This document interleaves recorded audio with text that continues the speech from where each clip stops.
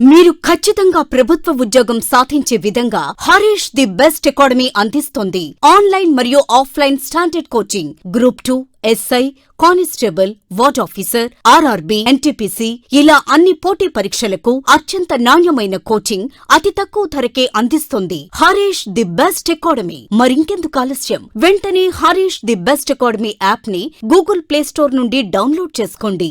Harish the best academy. Phone number 8341116915.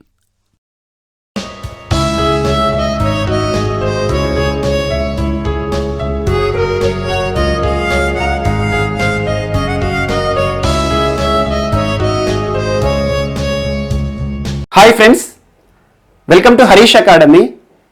ఈరోజు వార్తల్లో నిలిచిన జాతీయ, అంతర్జాతీయ, రాష్ట్రీయ అంశాల గురించి, వార్తల్లో నిలిచిన వ్యక్తులు, అవార్డులు, పుస్తకాలు మరియు క్రీడా సంబంధిత సమాచారం ఒక్కొక్క అంశాన్ని వివరంగా తెలుసుకునే ముందు కొన్ని హెడ్లైన్ చూద్దాం.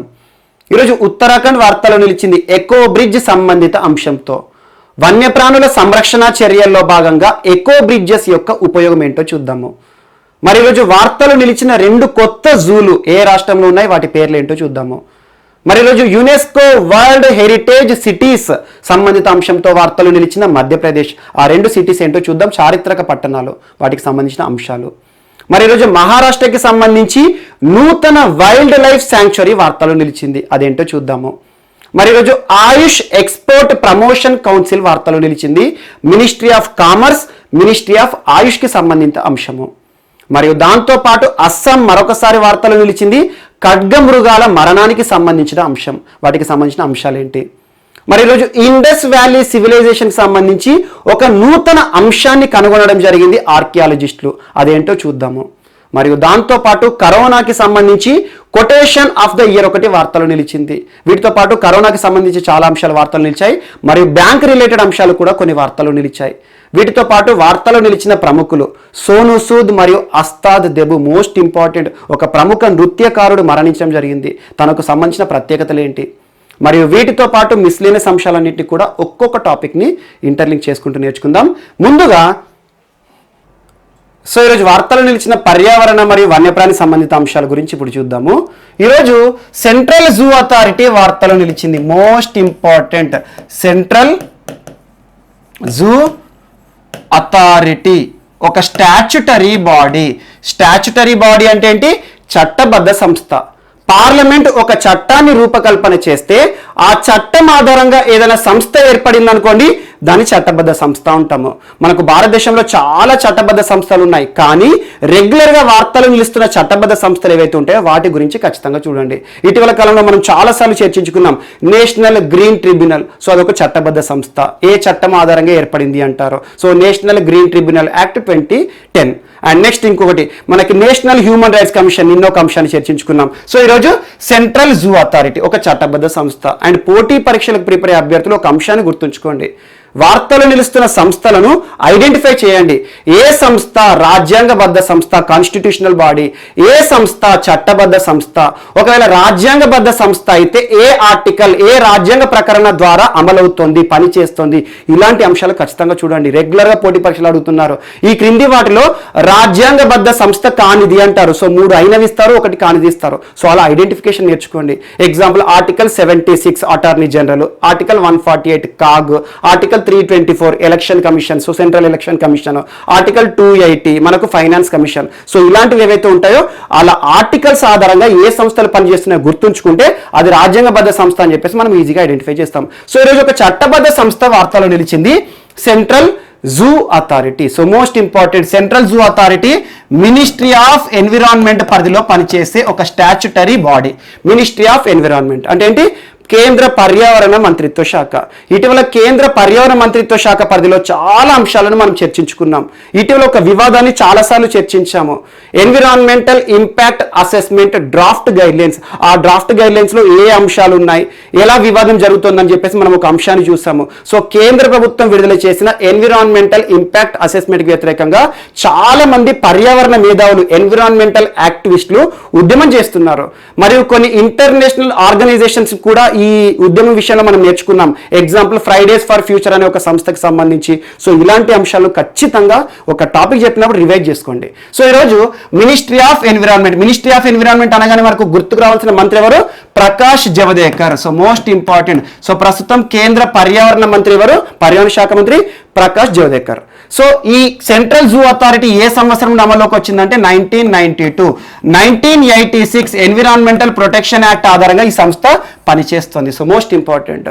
సో ఇటీవల సెంట్రల్ జూ అథారిటీ ఆధ్వర్యంలో ఒక జనరల్ బాడీ మీటింగ్ జరిగింది.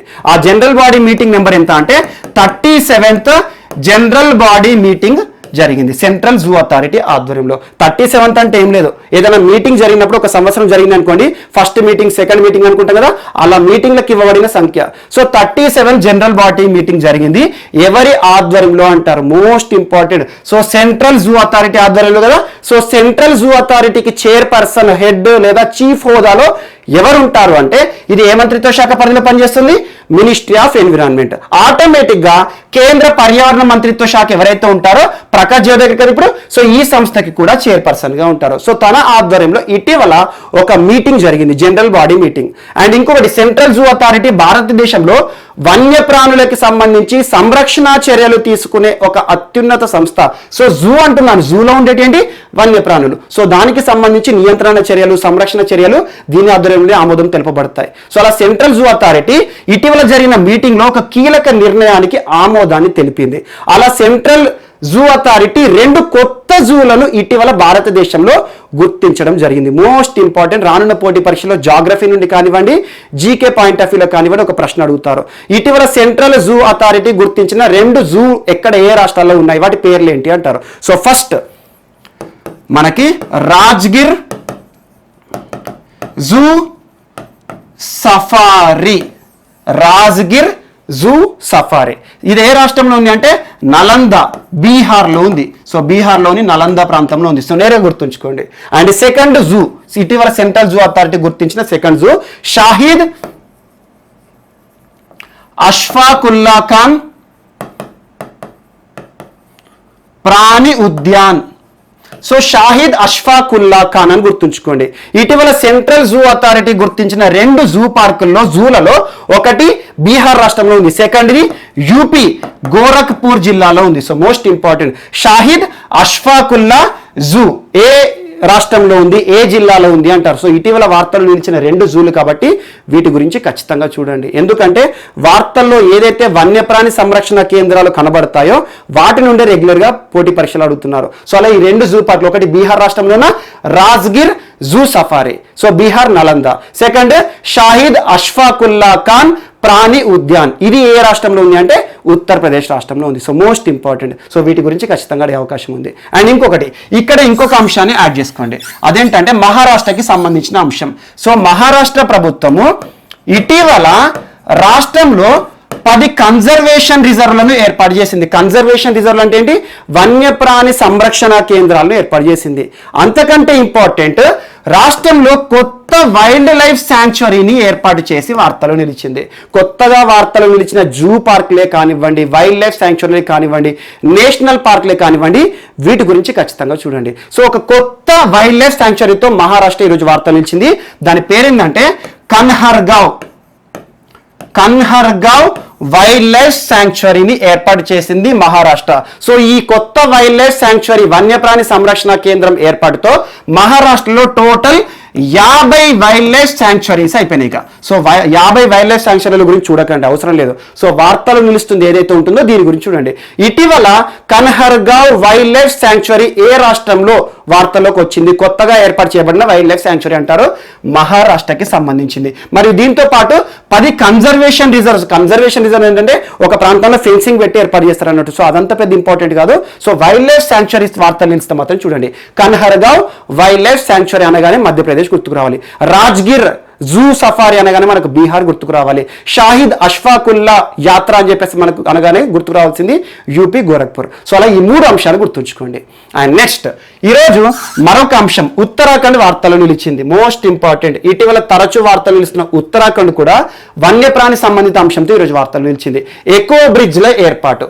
సో రాష్ట్రంలో మొట్టమొదటిసారి ఎకో బ్రిడ్జ్ల ఏర్పాటుతో ఉత్తరాఖండ్ రాష్ట్రం వార్తల్లోకి వచ్చింది. So most important. సో ఉత్తరాఖండ్కి సంబంధించి ఎకో బ్రిడ్జ్ అంటున్నాను. ఎకో బ్రిడ్జ్ అంటే ఏంటి, తెలుగులో ట్రాన్స్లేట్ చేయకండి, ప్రతి ఒక్కటి కూడా పర్యావరణ వంతెనలు అనకండి. సో ఎకో బ్రిడ్జ్ అంటే కామన్గా మనం ఒక ప్రాంతం నుండి ఒక ప్రాంతానికి వెళ్ళాలి అన్నప్పుడు చాలా అటవీ ప్రాంతాలు మనకు మార్గ మధ్యలో కనబడుతూ ఉంటాయి. అడవుల మధ్యలోకి వెళ్ళి కూడా మనం రహదారి మార్గం వెంట ప్రయాణిస్తూ ఉంటాము. అలా అడవుల మధ్యలో నుండి రహదారి ఏదైనా ఏర్పాటు చేసినప్పుడు, మనకి ఎప్పుడైనా నైట్ పూట ట్రావెల్ చేసినప్పుడు మన వాహనానికి ఎదురుగా చాలా జంతువులు కనబడుతూ ఉంటాయి. కొన్ని సందర్భాల్లో ఏనుగులే కానివ్వండి, సర్పాలే కానివ్వండి, కోతులు, ర్యాబిట్స్ కనబడుతూ ఉంటాయి. సో ఇలా వన్యప్రాణులకి సంబంధించి ఆ అటవీ ప్రాంతంలో మనం ట్రావెల్ చేసేటప్పుడు హ్యూమన్ ఎనిమల్ కాన్ఫ్లిక్ట్ చోటు చేసుకోవచ్చు. అయితే ఎనిమల్స్ మనపైన దాడి చేయవచ్చు, లేదా మనం ప్రయాణిస్తున్న కారు, బస్సు, జీప్ ఏదైతే ఉంటుందో వేగంగా వెళ్ళి వాటిని ఢీకొంటే అవి చనిపోతాయి కూడా. సో ఇలాంటి అంశాలను దృష్టిలో ఉంచుకొని ఈరోజు ఉత్తరాఖండ్ రాష్ట్ర ప్రభుత్వం రాష్ట్రంలో మొట్టమొదటిసారి నైనిటాల్లో, so Nainital most important, so నైనిటాల్లో ఎకో బ్రిడ్జ్లను ఏర్పాటు చేస్తూ వార్తలు నిలిచింది. ఎకో బ్రిడ్జ్ ఎవరి కోసం, వేటి కోసం అంటే జంతువుల కోసం. సో ఇలా మార్గం ఉంటుంది, అడవుల నుండి వెళ్ళే మార్గం ఉంటుంది కదా, ఆ మార్గానికి పైన చిన్న చిన్న వంతెనలు ఏర్పాటు చేస్తారు. సో తాళ్ల సహాయంతో ఆ వంతెన మీద నుండి ఏం ప్రయాణిస్తాయంటే చిన్న చిన్న కోతులు కానివ్వండి, రెప్టైల్స్ కానివ్వండి, స్మాలర్ ఎనిమల్స్ ఏవైతే ఉంటాయో అవన్నీ కూడా ఒక ప్రాంతం నుండి ఒక ప్రాంతానికి ఈ వంతెన పై గుండా ప్రయాణిస్తూ ఉంటాయి. ఆటోమేటిక్గా ఏమవుతుంది, వాటికి డిస్టర్బెన్స్ ఉండదు, మనకు డిస్టర్బెన్స్ ఉండవు, అవి చనిపోవు, మన పైన దాడులు కూడా జరగవు. సో ఇది ఒకటి ఇంపార్టెంట్. సో మొట్టమొదటిసారి ఎకో వంతెనల నిర్మాణంతో ఉత్తరాఖండ్ ఈ రోజు వార్తల్లో నిలిచింది. ఎక్కడ అంటారు, ఉత్తరాఖండ్ రాష్ట్రంలోనే మొట్టమొదటిసారి మనకు నైనిటాల్ ప్రాంతంలో రాష్ట్ర ప్రభుత్వం ఏర్పాటు చేసింది. మరి దీంతో పాటు ఇటీవల ఉత్తరాఖండ్ ఏ అంశాల్లో వార్తలు నిలిచిందో అవన్నీ చూడండి. ఇటీవల మనము సంస్కృత అభివృద్ధి కార్యక్రమాలే కానివ్వండి, అండ్ ఇంకొక వన్యప్రాణికి సంబంధించి కూడా ఒక అంశం మోస్ట్ ఇంపార్టెంట్, మంచు చిరుతల సంరక్షణ కేంద్రం ఏర్పాటు చేయబడింది ఉత్తరాఖండ్ సంబంధించి, అదొకటి అంశం మనం చూసాము. మరి ఇటీవల ఉత్తరాఖండ్కి సంబంధించి 2వ రాజధాని గైర్సైన్ ప్రాంతం అని చెప్పాను. మరియు సరిహద్దు వెంట నేపాల్తో సరిహద్దు పంచుకుంటున్న గ్రామాలు ఏవైతే ఉంటాయో ఆ గ్రామీణ ప్రాంతాల్లో హెలిప్యాడ్ల నిర్మాణం అని చెప్పాను. మరియు వాటితో పాటు ఇటీవల రాష్ట్రంలోనే మొట్టమొదటి రామ్సార్ సైట్ అని చెప్పాను, Asan conservation reserve, most important. So ఈ అన్ని అంశాలు ఉత్తరాఖండ్కి సంబంధించి ఇటీవల మోస్ట్ ఇంపార్టెంట్ ఇష్యూస్ వార్తలు నిలిచాయి. ఈరోజు ఎకో బ్రిడ్జ్ సంబంధిత అంశంతో ఉత్తరాఖండ్ వార్తలు ఇచ్చింది, నైనిటాల్కి సంబంధించిన అంశం. అండ్ నెక్స్ట్, సో ఈరోజు మరొక అంశాన్ని ఇక్కడనే యాడ్ చేసుకోండి. ఎన్జిటి ఒడిషా ప్రభుత్వానికి కొన్ని ఆదేశాలు జారీ చేసింది. ఎన్జిటి అంటే ఏంటి, నేషనల్ గ్రీన్ ట్రిబ్యునల్. ఇటీవల చాలా అంశాలను మనం చూస్తున్నాం. యమునా నదిలో అమ్మోనియాకి సంబంధించి రిపోర్ట్ ఇవ్వడం కానివ్వండి, యమునా నది చుట్టుపక్కల వ్యర్థ పదార్థాల విషయంలో హెచ్చరికలు జారీ చేయడం కానివ్వండి, పర్యావరణానికి సంబంధించి ఎలాంటి ప్రభావం పడినా కూడా ఎన్జిటి వార్తలోకి వస్తుంది. చాలా అంశాలు పర్యావరణం సంబంధించిన పెద్ద పెద్ద ప్రాజెక్టులు రాష్ట్ర ప్రభుత్వాలు నిర్మించినాయి అనుకోండి, దాని ప్రభావం పర్యావరణం పైన ఎలా పడుతుందని చెప్పేసి అసెస్ చేస్తుంది. సో ఎన్జిటి నుండి క్లియరెన్స్ వస్తేనే ఏ ప్రాజెక్ట్ అయినా ముందుకు పోతుంది. సంస్థలు ఏదైనా పెద్ద పెద్ద ఇండస్ట్రీసే కానివ్వండి, ఖచ్చితంగా ఎన్జిటి నుండి అప్రూవల్ కావాలి. సో అలా ఎన్జిటి ఈరోజు ఒడిషా ప్రభుత్వానికి కొన్ని ఆదేశాలు జారీ చేసింది. ఒడిషాలో ఇటీవల ఎలిఫెంట్స్ మార్గాల పైన చాలా చనిపోతున్నాయి. వీటిని దృష్టిలో ఉంచుకొని ఏనుగుల సంరక్షణే ధ్యేయంగా ఏం చెప్తున్నా అంటే రాష్ట్రంలో 14 ఎలిఫెంట్ కారిడార్ల ఏర్పాటును చేయండి, మీకు 3 నెలల సమయం ఇస్తున్నాము, దీనికి సంబంధించి కార్యాచరణ మొత్తం కూడా సిద్ధం చేయండి అని చెప్తున్నారు. ఎలిఫెంట్ కారిడార్స్ సేమ్ ఇందాక మీకు ఏదైతే చిన్న చిన్న ఎనిమల్స్ కోసం పైన ఒక వంతెన నిర్మించారన్నాను ఉత్తరాఖండ్లో, ఒడిషా ప్రభుత్వాన్ని ఏం చెప్తున్నారు అంటే ఎన్జిటి ఏం ఆదేశిస్తుందంటే, మన భారతదేశంలో చూడండి చాలా ప్రాంతాలు, ముఖ్యంగా మీరు కేరళలో ట్రావెల్ చేయండి, ఆ అల్లెప్పి కానివ్వండి, పెద్ద పెద్ద హిల్ స్టేషన్స్ ఉంటాయి, కేరళ అంటేనే మున్నారు అవన్నీ. సో అక్కడ వెళ్ళేటప్పుడు మీకు మార్గ మధ్యంలో రోడ్డుకు రహదారికి అడ్డంలో ఏనుగులు కూడా నిలబడతాయి. సో కొన్ని సందర్భాల్లో ఏనుగుల వాహనాలను లేపి పక్కన పారేస్తాయి. కొన్ని ప్రాంతాల్లో ఏనుగులు సంచరించే ప్రాంతాల్లో రైల్వే ట్రాక్స్ కూడా ఉంటాయి, ఎక్కువ వెస్ట్ బెంగాల్. సో అలా ఏనుగులు సంచరించే ప్రాంతాల్లో రైల్వే ట్రాక్స్ ఉంటే ఏమవుతుంది, స్పీడ్గా వచ్చే ట్రైన్కి ఈ ఏనుగులు బలవుతున్నాయి. అలాంటి అంశాలు మనం చాలా చూస్తున్నాం. సో రెగ్యులర్గా వెస్ట్ బెంగాల్ సంబంధించి చాలా అంశాలు, అందుకే బారికేడ్లు ఏర్పాటు చేస్తున్నారు ఏనుగులు ఎక్కడెక్కడ అయితే ప్రయాణిస్తాయని చెప్పేసి. సో అలా ఏనుగులకు ఒక ప్రాంతం నుండి ఒక ప్రాంతానికి ట్రావెల్ చేయడం, ప్రయాణం చేయడం అనేది సమస్యగా ఉంటుంది. కొన్ని కీలక ప్రాంతాలు వాటిని గుర్తించింది ఎన్జిటి. ఆ ప్రాంతాల్లో ఏం చెప్తుంది అంటే, ఒడిషా రాష్ట్ర ప్రభుత్వం ఏనుగుల సంరక్షణ కోసం ప్రత్యేక కారిడార్లను ఏర్పాటు చేయండి. కొన్ని ప్రాంతాల్లో హోల్స్ ఏవైతే ఉంటాయో, గుహ రూపంలో కానివ్వండి, రోడ్డు ఏవైతే ఉంటాయో వాటికి కనబడకుండా వెళ్ళిపోవడము, లేదా కొన్ని ప్రాంతాల్లో ఎక్కడైతే వాటర్ ఏరియా ఉంటుందో, ఏనుగు ఒక ప్రాంతంలో ఒక ప్రాంతానికి వెళ్ళాలంటే మధ్యలో కెనాల్ వాటర్ ఉంటుందో అక్కడ ఏనుగుల కోసం ప్రత్యేకంగా వంతెనలు అని చెప్పేసి. సో అలా ఎలిఫెంట్ కారిడార్లను ఏర్పాటు చేయండి అని చెప్పేసి ఎన్జిటి ఈరోజు ఒడిషా ప్రభుత్వాన్ని ఆదేశించింది. 3 నెలల సమయం ఇచ్చింది. సో ఈ 3 నెలలో వాళ్ళు ఏం చేయాలి, దీనికి సంబంధించి ఏ ప్రాంతాల్లో ఏర్పాటు చేస్తారో దానికి సంబంధించిన కార్యాచరణ బడ్జెట్ అంతా కూడా ఎన్జిటికి చెప్తారు అన్నట్టు. సో ఈ యొక్క అంశంతో కూడా ఒక వన్యప్రాణి సంరక్షణ అంశంతో ఈరోజు ఒడిశా వార్తలో నిలిచింది. అండ్ ఇంకొక అంశం, ఈరోజు మరొక అంశం అస్సాంకి సంబంధించి. సో అస్సాంలోని Pobitora wildlife sanctuary most important వార్తలు నిలిచింది. పోబిటోరా వైల్డ్ లైఫ్ శాంక్చురీ, దీన్ని ఏమంటామంటే మినీ కాజీరంగా నేషనల్ పార్క్ అంటాం. మినీ కాజీరంగా, ఇటీవల కాజీరంగా తరచు వార్తలు నిలిచింది. Kaziranga national park was inundated up to 80% due to recent floods అని చెప్పాను. ఇటీవల కాలంలో సంభవించిన వరదల ఉధృతి కారణంగా కాజీరంగా 80% మునిగిపోయింది, చాలా జంతువులు చచ్చిపోయినాయి. అండ్ మన భారతదేశం యొక్క ప్రత్యేకత ఏంటంటే, అస్సాం యొక్క ప్రత్యేకత ఏంటంటే ఒంటికొమ్ము ఖడ్గమృగాలు ఫేమస్. సో ఒంటికొమ్ము ఖడ్గమృగాలకు స్థావరం ఇదంతా కూడా. అలా పోబిటోరా వైల్డ్ లైఫ్ శాంక్చురీలో ఒంటికొమ్ము ఖడ్గమృగాలు చాలా ఉంటాయి, కొన్ని వేల సంఖ్యలో ఉంటాయి. మరియు అట్ ద సేమ్ టైం వాటితో పాటు బఫెల్లోస్, అడవి దున్నలు అంటాం కదా, అడవి దున్నలు క్యాటిల్స్ కూడా ఉంటాయి. సో ఇలాంటి అంశంలో ఈరోజు ఏ అంశం వార్తలు ఇచ్చిందంటే, పోబిటోరా వైల్డ్ లైఫ్ శాంక్చురీలో ఇటీవల ఒక 2 ఒంటికొమ్ము ఖడ్గమృగాలు మరణించడం జరిగింది. దానిపైన ఈ జూ అథారిటీ వాళ్ళు ఉంటారు కదా, వన్యప్రాణి సిబ్బంది వారు ఎవరైతే ఉంటారో వాటిని పోస్ట్ మార్టం చేస్తారు. ఏదైనా ఎనిమల్ చచ్చిపోతుంది అంటే, కొన్ని రేర్ ఎనిమల్స్ చచ్చిపోతే, టైగర్ కానీ లయన్స్ కానీ ఇలాంటి ఏమైనా జంతువులు చచ్చిపోతే వాటిని పోస్ట్ మార్టం చేస్తారు. ఈ పోస్ట్ మార్టం రిపోర్ట్ అని తేలింది ఏంటంటే, ఈ ఖడ్గమృగాలు ఏవైతే ఉంటాయో ఆ ఖడ్గమృగాల నుండి ఎలిమెంటరీ కెనాల్ ఉంటుంది కదా, ఎలిమెంటరీ కెనాల్ నుండి సేకరించిన నమూనాలలో తేల్చిన నిజం ఏంటంటే, ఇవి చాలా వరకు న్యూట్రిషనల్ ఫుడ్ లాస్ అట. న్యూట్రిషన్ అంటే పోషక పదార్థాల లోపం అనేది దీనికి కనబడుతుంది, అంటే తిండి లేకపోవడం. సో తీసుకున్న తిండి ద్వారా దానికి కావాల్సిన పోషణ దక్కట్లేదు. అట్ ద సేమ్ టైం ఈ ఎలిమెంటరీ కెనాల్ మొత్తంలో కూడా వామ్స్ ఉన్నాయంట, చాలా చిన్న చిన్న పురుగులు అంటాం కదా, సో వామ్స్ ఉన్నాయంట. సో దీనికి కారణాలు ఏంటని అధ్యయనం చేశారంటే, ఈ పోబిటోరా వైల్డ్ లైఫ్ శాంక్చురీ ప్రాంతంలో ఈ క్యాటిల్స్ నివసిస్తున్నాయి కదా, ఆ క్యాటిల్స్ ఏవైతే ఉంటాయో, క్యాటిల్ అంటే మనకేంది, మనకు ఆవులు బర్రెలు ఉంటాయి కదా, అవి అడవి దున్నలు. సో ఆ ప్రాంతంలో ఏవైతే ఉంటాయో గడ్డిని తింటూ, చిన్న చిన్న పొదలు, చిన్న చిన్న చెట్లను తింటూ అవి కూడా బతుకుతున్నాయి. సో అవన్నీ కూడా తినేసరికి ఏమవుతుందంటే, వీటికి ఫుడ్ అనేది దొరకలేదు, వీటికి ఒంటికొమ్ము ఖడ్గమృగాలకు. అందువల్ల ఫుడ్ లాస్ వల్ల, న్యూట్రిషనల్ ఫుడ్ లాస్ వల్ల ఇటీవల చాలా ఇబ్బందులు పడుతూ చనిపోతున్నాయి ఒంటికొమ్ము ఖడ్గమృగాలు. సో ఒంటికొమ్ము ఖడ్గమృగాల మరణం గురించి 3వ సారి చెప్పాను. లాస్ట్ 2 months బ్యాక్ ఒక అంశాన్ని ఇమేజ్తో పాటు చెప్పాను. సో ఈరోజు మరొకసారి ఒంటికొమ్ము ఖడ్గమృగాల మరణము పోబిటోరా వైల్డ్ లైఫ్ శాంక్చురీ విషయంలో వార్తలు నిలిచింది. సో దీనికి సంబంధించి సంరక్షణ చర్యలు ఎలా తీసుకుంటే చూడాలి. ఎందుకంటే ఇక్కడ క్యాటిల్స్ ఉన్నాయి, అవి వన్యప్రాణులే, ఇవి వన్యప్రాణులే. సో ఫుడ్ విషయంలో ఒక పోట్లాట జరుగుతోంది. మొత్తం ఒకటే తినిందనుకోండి, ఒకే వర్గం తినిందనుకోండి, ఇంకో వర్గం అనేది తిండిలేక చచ్చిపోతాయి. అలా ఒంటికొమ్ము ఖడ్గమృగాలు ఇటీవల కాలంలో పోషక పదార్థాల లోపంతో ఏ ప్రాంతంలో మరణిస్తూ వార్తలు నిలిచారంటే Pobitora wildlife sanctuary. So దీన్ని మినీ కాజిరంగా నేషనల్ పార్క్ అంటాము. సో మోస్ట్ ఇంపార్టెంట్, ఇటీవల అస్సాంకి సంబంధించి ఇంకొక అంశం చెప్పాను, దాన్ని ఇక్కడనే యాడ్ చేసుకోండి. వన్యప్రాణులకు సంబంధించి 6th national zoo park in India అని చెప్పాను. So 6th national park in India అన్నాను, అంటే 6th national park in India కాదు, 6th national park in Assam అని చెప్పాను. సో అలా అస్సాంకి సంబంధించి 6 జాతీయ పార్కులు ఏవైతే ఉన్నాయో వాటి జాబితా కూడా అక్కడే పేర్కొన్నాను, ఒకసారి అవి చూడండి. సో మనాసే కానివ్వండి, నమేరీ కానివ్వండి, సో ఇలాంటివి ఏవైతే జాతీయ పార్కులు ఉన్నాయో అవన్నీ కూడా చూడండి. సో 6th నేషనల్ పార్క్ విషయంలో కూడా అస్సాం వార్త నిలిచింది. ఇటీవల అస్సాం చాలా రంగాల విషయంలో వార్త నిలుస్తుంది. ఎగ్జాంపుల్, ప్యాడీకి సంబంధించి స్వర్ణ సబ్వర్ణ, మరియు మహిళలకు సంబంధించి స్వనిర్భర్ నారీ ఆత్మనిర్భర్ అస్సాము. సో మహిళలకు ఉపాధి కానివ్వండి, సాధికారత విషయంలో. మరియు ఒరుండై అని ఒక ప్రోగ్రామ్ చెప్పాను ఎక్స్క్లూజివ్గా ఉమెన్కి సంబంధించి.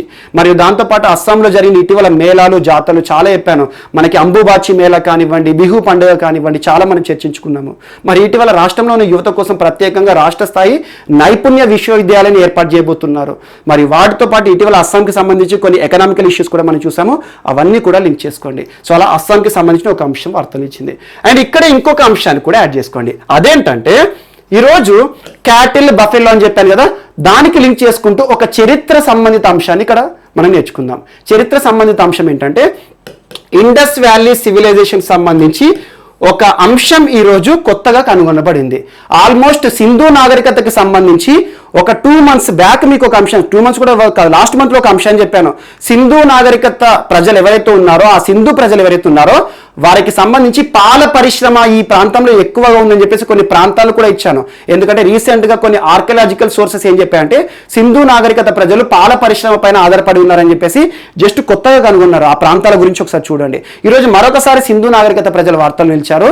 ఇటీవల ఆర్కియాలజిస్టులు చేసిన సర్వే, ఎక్కడెక్కడైతే సింధు నాగరికత వర్ధిల్లు ఒకప్పుడు చరిత్రలో ఉండేనో ఆ ప్రాంతంలో కొన్ని ఆర్కియలాజికల్ ఎక్స్కవేషన్స్ ని కలెక్ట్ చేశారు. ఆ ఎక్స్కవేషన్స్ ఏవైతే కలెక్ట్ చేశారో అందులో మట్టి పాత్రలు, ఎక్కువ మట్టి పాత్రలు వాడేవారు. సో అలాంటి మట్టి పాత్రలు ఏవైతే ఉంటాయో ఆ మట్టి పాత్రల పైన శాస్త్రీయంగా అధ్యయనం చేశారు. శాస్త్రీయంగా అధ్యయనం అంటే C14 మెథడ్ వాడతారు. So C14 carbon dating method most important. ఈ రోజు మనం ఏదైనా వస్తువు చిన్న చిన్న ఐటమ్స్ ఉంటాయి కదా, మనం వాడి పారేసిన వాచ్ కానివ్వండి, ఇలాంటివి రానున్న చరిత్ర, రానున్న భవిష్యత్ ఏదైతే ఉంటుందో వారు మన చరిత్రను కూడా చదువుతారు. ఒకప్పుడు గిట్లా ఉండేనాడు, వారు గిట్లా ఉండేనని చెప్పేసి. సో అలా ఆర్కియలాజికల్ సోర్సెస్ అంటే ఏంటంటే ఐదర్ న్యూమిస్మాటిక్స్ అంటే ఏంటి, కాయిన్స్, వారి కాలంలో ఉండే చిన్న చిన్న నాణ్యాలే కానివ్వండి, ఇన్స్క్రిప్షన్స్ శాసనాలే కానివ్వండి, వారు వాడిన పరికరాలే కానివ్వండి, వారు వాడిన ఆయుధాలే కానివ్వండి, ఇవన్నీ కూడా మనకు చరిత్రను నేర్చుకోవడానికి కావాల్సిన కీలకమైన ఆర్కియలాజికల్ సోర్సెస్. సో అలాంటి ఆర్కియలాజికల్ సోర్సెస్ లో ఒకటైన కొన్ని మట్టి పాత్రలు, మట్టి కుండలు, ఎందుకంటే అప్పుడు వారు మట్టి కుండల్లోనే వంటలు చేసుకునేవారు. సో ఆ మట్టి కుండల పైన ఇటీవల ఒక సేకరణ, ఎక్కువగా ఉత్తరప్రదేశ్, హర్యానా రాష్ట్రంలో కొన్ని మట్టి కుండలు ఏవైతే ఉంటాయో వారి కాలం సంబంధించి సేకరించారు. ఆల్మోస్ట్ 4600 years బ్యాక్ ఆ మట్టి కుండల పైన చేసిన శాస్త్రీయ పరిశోధన ఏం చెప్తుందంటే, సింధు నాగరికత ప్రజలు క్యాటిల్ మీట్ ని కూడా తిన్నారు. క్యాటిల్ అంటే బీఫ్, గొడ్డు మాంసం అంటున్నాం కదా. సో మనకి కౌ మీట్ కానివ్వండి, బఫెల్లో మీట్ కానివ్వండి, అలా గొడ్డు మాంసం ఏదైతే ఉంటుందో బీఫ్ ని కూడా తిన్నారని చెప్పేసి ఈరోజు శాస్త్రీయంగా చేసిన అధ్యయనం ద్వారా ఆర్కియలాజికల్ సైంటిస్టులు చెప్పడం జరిగింది. So most important. సో ఇదొక అంశం ఈరోజు సింధు నాగరికతకి సంబంధించి యాడ్ చేసుకోండి. ఎందుకంటే కరెంట్ అఫైర్స్ అంటే వార్తలు నిలుస్తున్న వ్యక్తులు, క్రీడలు ఏదో ఒక అంశాలే కాదు. మన జిఎస్లో ప్రతి సబ్జెక్ట్లో కూడా అప్డేటేషన్ అనేది ఇంపార్టెంట్. అలా హిస్టరీలో కూడా కరెంట్ అఫైర్స్ ఉంటాయి. ఇటీవల కాలంలో చాలా హిస్టరీకి సంబంధించి చెప్పాను మీకు.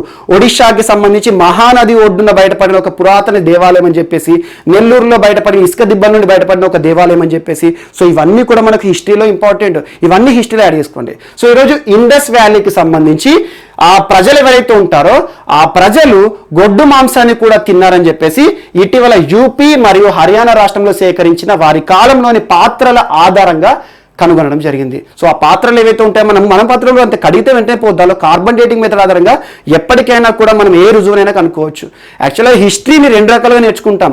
ఒకటి రికార్డ్స్ ద్వారా నేర్చుకుంటారు హిస్టోరియన్, లేదు ఆర్కియలాజికల్ సోర్సెస్ ఏవైతే ఉంటాయో సైంటిఫిక్గా ఉంటుంది. సో వారు వాడిన పరికరాలు కానివ్వండి, కాలంలో ఉంటారు కదా ప్రజలు, వారికి సంబంధించిన ఆధారాల ద్వారా మనం చరిత్రను నేర్చుకోవచ్చు.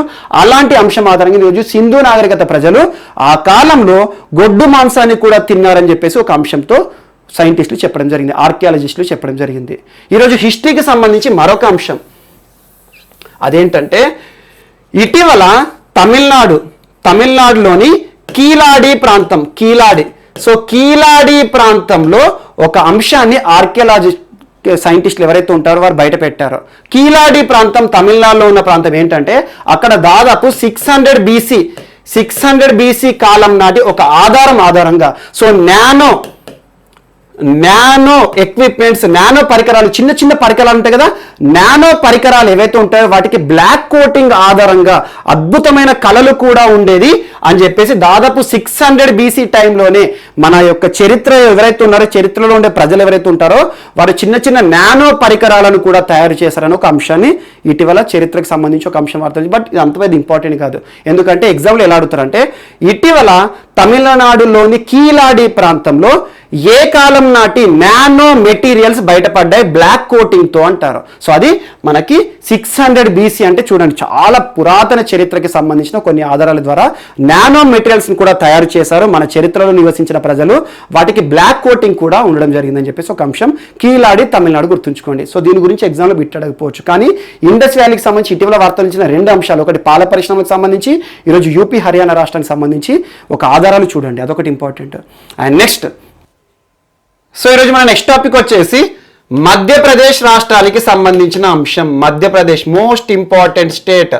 ఇటీవల తరచూ వార్తలు నిలుస్తోంది. ఎక్కువగా గో సంబంధిత అంశాలు, గో సంరక్షణ చర్యల్లో భాగంగా చాలాసార్లు మనం నేర్చుకున్నాం గౌ క్యాబినెట్ అని. మరియు దాంతోపాటు ఇటీవల కరోనా కట్టడికి సంబంధించి మధ్యప్రదేశ్ రాష్ట్ర ప్రభుత్వం చాలా అవగాహన కార్యక్రమాలను కూడా తీసుకొచ్చింది. రోకో టోకో అని, 1 మాస్క్ మెనీ లైఫ్స్ అని చెప్పేసి. ఇటీవల ఆన్లైన్ ఎడ్యుకేషన్ విషయంలో కూడా చాలాసార్లు వార్తలు నిలిచింది. హమారా ఘర్ హమారా విద్యాలయ అని. మరియు వలస కార్మికులను దృష్టిలో ఉంచుకొని రోజ్గర్ సేతు అనే ఒక కార్యక్రమాన్ని కూడా ప్రారంభించింది. అలా తరచూ ఏదో ఒక అంశంతో వార్తలు నిలుస్తున్న మధ్యప్రదేశ్ రాష్ట్రము ఈరోజు 2 ప్రాంతాలతో వార్తలు నిలిచింది. ఒకటి ఓర్చా ప్రాంతం, ఓర్చా అంటాము, మరియు సెకండ్ గ్వాలియర్ మోస్ట్ ఇంపార్టెంట్. ఇటీవల మీకు గ్వాలియర్ రాజమాత అని చెప్పేసి ఒక మహిళ గురించి చర్చించాను, భారత ప్రభుత్వం తన జ్ఞాపకార్థం విడుదల చేసిన అంశం విషయంలో.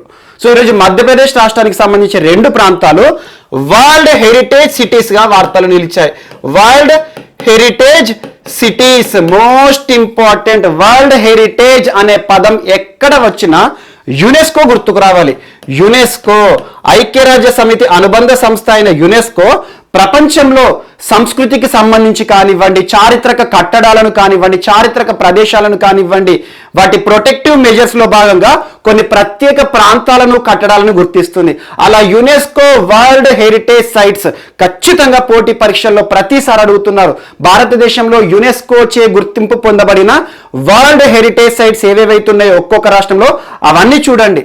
ఇటీవల కాలంలో మనకు బృహదీశ్వర ఆలయం కానివ్వండి, మనకి ఖజురహో దేవాలయం కానివ్వండి, అంతేందుకు జస్ట్ 2 days బ్యాక్ ఒక అంశాన్ని చెప్పాను, యునెస్కో వరల్డ్ హెరిటేజ్ సైట్ అని చెప్పేసి కర్ణాటక రాష్ట్రంలో ఉన్న హంపి గురించి చెప్పాను. హంపీకి సంబంధించి ఇటీవల హంపీలో ఉన్న ఆ రాక్ చారియట్ ఏదైతే ఉంటుందో ఆ రాతి రథాన్ని సంరక్షణ చర్యల్లో భాగంగా ఆర్కియలాజికల్ సర్వే ఆఫ్ ఇండియా వారు ఇటీవల దాని చుట్టూ కూడా ఒక కంచెను ఏర్పాటు చేశారు. ఇక దాన్ని టచ్ చేయడం అనేది ఎవరికి కూడా పాసిబుల్ కాదు. సో అలాంటి అంశం విషయంలో వరల్డ్ హెరిటేజ్ సైట్ అన్నాను. ఎప్పుడైతే వరల్డ్ హెరిటేజ్ సైట్స్ వార్తలు నిలుస్తాయో వాటి గురించి ఖచ్చితంగా చూడండి. హిస్టరీ పార్ట్ నుండి, హిస్టరీ సబ్జెక్ట్ నుండి రెగ్యులర్ గా వరల్డ్ హెరిటేజ్ సైట్స్ గురించి ఏదో ఒక ప్రశ్న అడుగుతున్నారు. భీంబెట్కా కేవ్సే కానివ్వండి, మోస్ట్ ఇంపార్టెంట్. సో అలాంటి వరల్డ్ హెరిటేజ్ అనే పదం ఎక్కడ ఉన్నా కూడా యునెస్కో, ఐక్యరాజ్య సమితి అనుబంధ సంస్థ అయిన యునెస్కో హెడ్ క్వార్టర్ ఎక్కడ? Paris, most important. France headquarter గా ఉంది. సో ప్యారిస్ కేంద్రంగా ఉన్న UNESCO, United Nations Educational Scientific Cultural Organization, ఈరోజు మధ్యప్రదేశ్ రాష్ట్రంలోని 2 చారిత్రక ప్రాంతాలను వరల్డ్ హెరిటేజ్ సిటీస్ గా గుర్తించింది. సిటీస్ అంటే ఏంటి? ప్రపంచ వారసత్వ పట్టణాలుగా గుర్తింపు పొంది ఈరోజు 2 ప్రాంతాలు వార్తలు నిలిచాయి. ఆ 2 ప్రాంతాలు గుర్తుంచుకోండి. ఒకటి ఓర్చా, ఓర్చా అంటాము, Orchha most important. Second Gwalior. ఈ 2 కూడా మధ్యప్రదేశ్లోనే ఉంది. ఇదేంటంటే ఓర్చా ఎక్కడ అంటే బుందేల్ఖండ్ ప్రాంతంలో ఉంది. సో బుందేల్ఖండ్, మనకి బుందేలా కింగ్డమ్, బుందేలా రాజ్యం అని చెప్పేసి చరిత్రలో నేర్చుకుని ఉంటాము. సో అలా బుందేల్ కింగ్డమ్ ఏదైతే ఉంటుందో బుందేల్ఖండ్ ప్రాంతంలో ఉన్న ఓర్చా ఏదైతే ఉంటుందో చాలా మహల్స్ ఉన్నాయి అక్కడ. రాయ్ ప్రవీణ్ మహల్ అని చాలా ఫేమస్. సో అలా కొన్ని జహంగీర్ మహల్ అని చెప్పేసి, సో చాలా చారిత్రక కట్టడాలు ఉన్న ఒక ప్రాంతమైన ఓర్చా ప్రాంతాన్ని వరల్డ్ హెరిటేజ్ సిటీగా ఇటీవల యునెస్కో గుర్తించింది. సో ఇదొకటి. And second Gwalior. గ్వాలియర్ అనగానే మనకు చరిత్రలో పరిపాలించిన రాజులు గుర్తుకు రావాలి. గుర్జర ప్రతిహార రాజులు. సో గుర్జర ప్రతిహార డైనాసిటీ కింగ్డమ్ అని మనం నేర్చుకుంటాం కదా. సో గ్వాలియర్ ఇంకొక అంశం. సో అలా ఈ 2 ప్రాంతాలను కూడా యునెస్కో వరల్డ్ హెరిటేజ్ సిటీస్ గా గుర్తింపు పొంది ఈరోజు వార్తలు నిలిచాయి. రానున్న పోటీ పరీక్షల్లో నేరుగా ఒక ప్రశ్న అడుగుతారు, ఇటీవల భారతదేశంలోని ఏ 2 చారిత్రక ప్రాంతాలని యునెస్కో వరల్డ్ హెరిటేజ్ సిటీస్ గా గుర్తించింది, not world heritage sites. World heritage sites అంటే ఏంటంటే చరిత్రలో మనం కట్టిన కట్టడాలు ఏవైతే ఉంటాయో, మన సంస్కృతికి నెలవైన కట్టడాలు కానివ్వండి, చారిత్రక ప్రాంతాలను కానివ్వండి గుర్తించడం. సో అలా ఈ రోజు చారిత్రక కట్టడాలు కల 2 ప్రాంతాలను గుర్తించి యునెస్కో వార్తలు నిలిచింది. Most important. ఇటీవల తరచూ వార్తలు నిలుస్తున్న మధ్యప్రదేశ్ సంబంధించి మరొక 2 ప్రాంతాలు నేరుగా గుర్తుంచుకోండి. ఇటీవల భారతదేశంలో యునెస్కో చే గుర్తింపు పొందిన 2 వరల్డ్ హెరిటేజ్ సిటీస్ ఏవి అంటే ఓర్చా బుందేల్ఖండ్ ప్రాంతంలో ఉంది. చాలా చారిత్రక మహల్స్ కి పెట్టిన ప్రాంతం. అక్కడ చాలా వరకు కూడా మనకి ఓర్చా ప్రాంతం అనగానే చారిత్రక కట్టడాలు గుర్తుకొస్తాయి. అలా కట్టడాల సమూహమైన ప్రాంతంగా ఏదైతే ఉందో ఓర్చా ప్రాంతాన్ని UNESCO world heritage city 1. And ఇంకొకటి Gwalior, most important. So Gwalior అనగానే మనకు ప్రతిహార డైనాసిటీ గుర్తుకొస్తుంది కదా. ఆ గ్వాలియర్ ప్రాంతాన్ని కూడా 2వ వరల్డ్ హెరిటేజ్ సిటీగా ఇటీవల గుర్తింపు పొంది వార్తలు నిలిచింది. సో యునెస్కోకి సంబంధించి 2 world heritage cities, not sites. So sites ఏవైతే ఉన్నాయో ఇప్పటికి దాదాపు భారతదేశంలో ఆల్మోస్ట్ 39 ఉన్నాయి. అవన్నీ కూడా చూడండి. మనకి అందులో బృహదీశ్వర దేవాలయం చాలా ఇంపార్టెంట్. ఖజురహో కానివ్వండి, వాత్సాయన కామసూత్ర ఆధారంగా ఖజురహో కానివ్వండి, మనకి మధ్యప్రదేశ్ సంబంధించింది. సో ఇలాంటివి ఏవైతే ఉంటాయో చూడండి, తమిళనాడులో చాలా ఉన్నాయి. సో అలా యునెస్కో వరల్డ్ హెరిటేజ్ సైట్ అనేది ఫోకస్ ఏరియా. మనకి ఏ పోటీ పరీక్షలైనా కూడా ఆ ఏరియా నుండి ఒక ప్రశ్న అడుగుతారు. ఈరోజు యునెస్కోకి సంబంధించి వరల్డ్ హెరిటేజ్ సిటీస్తో మరొక అంశం వార్తలు నిలిచింది. అండ్ నెక్స్ట్ ఈరోజు లక్షద్వీపులు మరొకసారి వార్తలు నిలిచాయి. మరొకసారి అంటున్నాను, జస్ట్ 2 days బ్యాక్ లక్షద్వీపులకి సంబంధించి ఒక మోస్ట్ ఇంపార్టెంట్ అంశాన్ని చెప్పాను. భారతదేశంలోనే మొట్టమొదటి ఆర్గానిక్ స్టేట్ అంటే సిక్కిం గుర్తుకొస్తుంది. భారతదేశంలోనే మొట్టమొదటి 100% ఆర్గానిక్ యూనియన్ టెరిటరీగా గుర్తింపు పొందిన ప్రాంతం లక్షద్వీపులు. ఈ రోజు వార్తలు నిలిచాయి మరొకసారి. ఇటీవల కాలంలో లక్షద్వీపులకు సంబంధించి అగత్తి ఐలాండ్ వివాదాన్ని మీకు చెప్పాను ఎన్జిటి విషయంలో. మరి ఇటీవల లక్షద్వీపుల యొక్క administrator most important Dineshwar Sharma గారు మరణించారు. ఆ అంశాన్ని చెప్పాను పర్సన్స్ ఇన్ ద న్యూస్ లో. సో కొన్ని అంశాలు ఏవైతే ఉంటాయో పర్సన్స్ ఇన్ ద న్యూస్ లో అక్కడ మీకు జిఎస్ కాంటెంట్ యాడ్ చేస్తున్నాను, అవి కూడా చూడండి ఖచ్చితంగా. అండ్ ఇంకొకటి, ఇటీవల కాలంలో లక్షద్వీపులు దేశంలోనే మొట్టమొదటి ఆర్గానిక్ కేంద్రపాలిత ప్రాంతంగా గుర్తింపు పొంది వార్తలు నిలిచాయి. ఈ రోజు అన్నింటికంటే ఇంపార్టెంట్, లక్షద్వీపులకి సంబంధించి సబ్మెరైన్ ఆప్టికల్ ఫైబర్ నెట్వర్క్ వార్తల్లో నిలిచింది. సబ్మెరైన్ ఆప్టికల్ ఫైబర్ ప్రధానమంత్రి నరేంద్ర మోడీ గారు స్వతహాగా తనంతట తాను ఒక ప్రకటన ఇచ్చారు ఈరోజు. అదేంటంటే 2023 సంవత్సరం వరకల్లా కేంద్రపాలిత ప్రాంతమైన లక్షద్వీపులు, సో ఇటు సైడ్ ఉంటాయి. సో లక్షద్వీపులు ఏవైతే ఉంటాయో ఆ లక్షద్వీపులోని 10 ఐలాండ్ ప్రాంతాలు ఏవైతే ఉంటాయో వాటిని కనెక్ట్ చేస్తూ హై స్పీడ్ ఇంటర్నెట్ కనెక్షన్ ఇచ్చే ఉద్దేశంతో ఒక సబ్మెరైన్ ఆప్టికల్ ఫైబర్ నెట్వర్క్ ని ఏర్పాటు చేస్తున్నాము. దానికి సంబంధించిన ప్రక్రియ కూడా ప్రారంభమవుతుంది అన్నారు. ఇక్కడ ఇంకొక పదం మీకు గుర్తుకు రావాలి. ఇటీవల భారతదేశానికి ఇటు సైడ్ ఉన్న అండమాన్ నికోబార్ విషయంలో ఆప్టికల్ ఫైబర్ నెట్వర్క్ ఏర్పాటు చేశారు. జస్ట్ 2 months బ్యాక్ మీకు ఒక అంశాన్ని చెప్పాను. అలా ఒకటి సముద్ర గర్భం నుండి ఒక పైపు రూపంలో ఆప్టికల్ ఫైబర్ అనాలి కానీ టోటల్ ఇంటర్నల్ రిఫ్లెక్షన్ గుర్తుకు రావాలి. మనకి ఫిజిక్స్ లో important. So total internal reflection అనేది ఒక ప్రిన్సిపల్. సో అలా ఆప్టికల్ ఫైబర్ నెట్వర్క్ ని అండమాన్కి ఇటీవల పాస్ చేయడం జరిగింది. అలా అండమాన్కి హై స్పీడ్ ఇంటర్నెట్ సౌకర్యాలు ఇస్తోంది.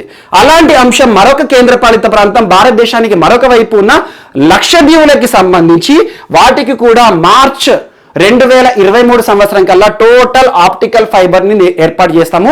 సముద్ర గర్భం నుండి ఒక పెద్ద పైపు లాంటి నిర్మాణం ఆప్టికల్ ఫైబర్ అంటే ఏంటి, ఆటోమేటిక్ గా మనకి ఇంటర్నెట్ గుర్తుకు రావాలి. ఇటీవల father of optical fibre network చనిపోయాడు. సో తన గురించి ఇక్కడ గుర్తుకు తెచ్చుకోండి. సో అలా ఆప్టికల్ ఫైబర్ కి సంబంధించి లక్షద్వీపులని కనెక్ట్ చేస్తూ ఒక ప్రాజెక్ట్ కి శంకుస్థాపన కార్యక్రమాన్ని అతి త్వరలో ప్రారంభించబోతోంది నరేంద్ర మోడీ గారి ప్రభుత్వం. మోస్ట్ ఇంపార్టెంట్, ఎందుకంటే దాదాపు మనకి లక్షద్వీపుల్లో ఉన్న 36 దీవులు ఏవైతే ఉంటాయో ఆ 36 దీవుల్లో ఇన్హాబిటెడ్ ఏరియా, మానవులు నివసించే ప్రాంతాలు జస్ట్ 10-11 ఉంటాయి. అలాంటి ప్రాంతాలకు ఆప్టికల్ ఫైబర్ నెట్వర్క్ ని ఏర్పాటు చేసి, ఎక్కడి నుండి అంటారు మళ్ళా మనకి లక్షద్వీపులు అనగానే జుడిషియల్ ప్రాంతం గుర్తుకు రావాలి. లక్షద్వీపుల యొక్క న్యాయ పరిపాలన ఎక్కడికి వస్తుంది, మనకి కొచ్చి. సో కొచ్చి నుండి ఆప్టికల్ ఫైబర్ నెట్వర్క్ ని లక్షద్వీపులకి వేస్తారు. అలా సముద్రం ఉంటుంది కదా, సముద్ర గర్భం నుండి ఇలాంటి ఒక పైప్ వేస్తారు. సో దాని చేపలు కొరకవా, తిమింగలాలు మింగవా అంటే అలాంటివి ఏవైతే ఉంటాయో వాటికి రెసిస్టెన్స్ కూడా ఉంటుంది. సో చాలా గట్టి నిర్మాణం. అలాంటి ఆప్టికల్ ఫైబర్ ని లక్షద్వీపులకి కనెక్ట్ చేస్తారు. సో ఇక్కడ వరకు ఆప్టికల్ ఫైబర్ వచ్చింది అనుకోండి, ఇక్కడ 4G నెట్వర్క్ ఏర్పాటు చేస్తారు. సో అలా లక్షద్వీపులకి హై స్పీడ్ ఇంటర్నెట్ డిజిటల్ ఇండియాలో భాగంగా లక్షద్వీపులకి కూడా ఏర్పాటు చేయబోతోంది సబ్మెరైన్ ఆప్టికల్ ఫైబర్ నెట్వర్క్. ఇది ఒక్కటి గుర్తుంచుకోండి, submarine optical fibre network. So ఈ రకంగా ఈ రోజు లక్షద్వీపులు మరొకసారి వార్తలు నిలిచింది. సో లక్షద్వీపులకు సంబంధించి 2023 సంవత్సరానికి హై స్పీడ్ ఇంటర్నెట్ సౌకర్యాన్ని కల్పించడానికి ఇప్పుడు చూడండి, ఎప్పుడైనా పర్యాటక ప్రదేశమైన లక్షద్వీపులు వెళ్ళినప్పుడు సెల్ ఫోన్ సిగ్నల్ ఉండదు. కారణం ఏంటంటే ఆప్టికల్ ఫైబర్ నెట్వర్క్ అక్కడ ఇప్పటివరకు లేదు. అలాంటి ఆప్టికల్ ఫైబర్ నెట్వర్క్ తోటి హై స్పీడ్ ఇంటర్నెట్ సౌకర్యం 4G నెట్వర్క్ ని ఏర్పాటు చేయబోతోంది భారత ప్రభుత్వము. అండ్ ఇంకొక అంశం గుర్తుంచుకోండి, ఇటీవలే సో నిన్నటితో ముగిసింది మనకి India mobile Congress. Virtual India mobile Congress అంటే వర్చువల్ గా జరిగిన సమావేశం. Most important, India mobile Congress అంటున్నాను, పేర్లోనే ఉంది మొబైల్. సో టెలికాం రంగానికి సంబంధించి అగ్ర సంస్థలు ఏవైతే ఉంటాయో వారందరి మధ్యలో జరిగిన ఒక కాన్ఫరెన్స్. అలా 8th నుండి 10th మధ్యలో నిన్నటితో ముగిసిపోయింది. సో అందులో కొన్ని కీలకమైన అంశాలని ప్రధాని నరేంద్ర మోడీ గారు కూడా ప్రస్తావించారు. 8th రోజున ప్రధానమంత్రి నరేంద్ర మోడీ గారు ఇండియా మొబైల్ కాంగ్రెస్ ని ప్రారంభించారు, వర్చువల్ ప్రోగ్రామ్. ఈ సంవత్సరం థీమ్ ఏంటంటే స్మార్ట్, సో ఇక్కడ ఆఫ్ చేసుకోండి, ఇంక్లూజివ్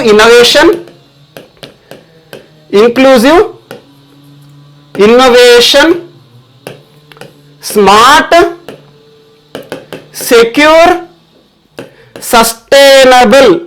ఈ సంవత్సరం జరిగిన వర్చువల్ ఇండియా మొబైల్ కాంగ్రెస్ ఏదైతే ఉంటుందో, టెలికాం రంగానికి సంబంధించి సమావేశం ఏదైతే జరిగిందో, ప్రధానమంత్రి నరేంద్ర మోడీ గారు ప్రారంభించిన ఇండియా మొబైల్ వర్చువల్ కాంగ్రెస్ యొక్క theme inclusive innovation, smart, secure and sustainable అనే ఇతివృత్తం ఆధారంగా జరిగింది. ఇందులో భారతదేశంలో అగ్ర టెలికాం కంపెనీల యజమానులు ఉంటారు కదా, మనకు ముఖేష్ అంబానీ గారు కానివ్వండి, వారు కొన్ని అంశాలను ప్రస్తావించారు. నెక్స్ట్ 2021 మే మాసంలో 5G నెట్వర్క్ ని కూడా ప్రారంభిస్తారంట. అండ్ ప్రధాని నరేంద్ర మోడీ గారు కొన్ని కీలకమైన అంశాలను ప్రస్తావించారు. గడిచిన 4 సంవత్సరాలలో భారతదేశంలో ఇంటర్నెట్ యూసేజ్ అనేది విపరీతంగా పెరిగింది.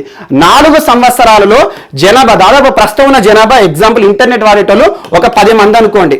ఈ 10 మందిలో సగం మంది అంటే 5గురు, ఈ 5గురు గడిచిన 4 నెలలలోనే ఇంటర్నెట్ సౌకర్యాన్ని పొందినవారని చెప్పేసి.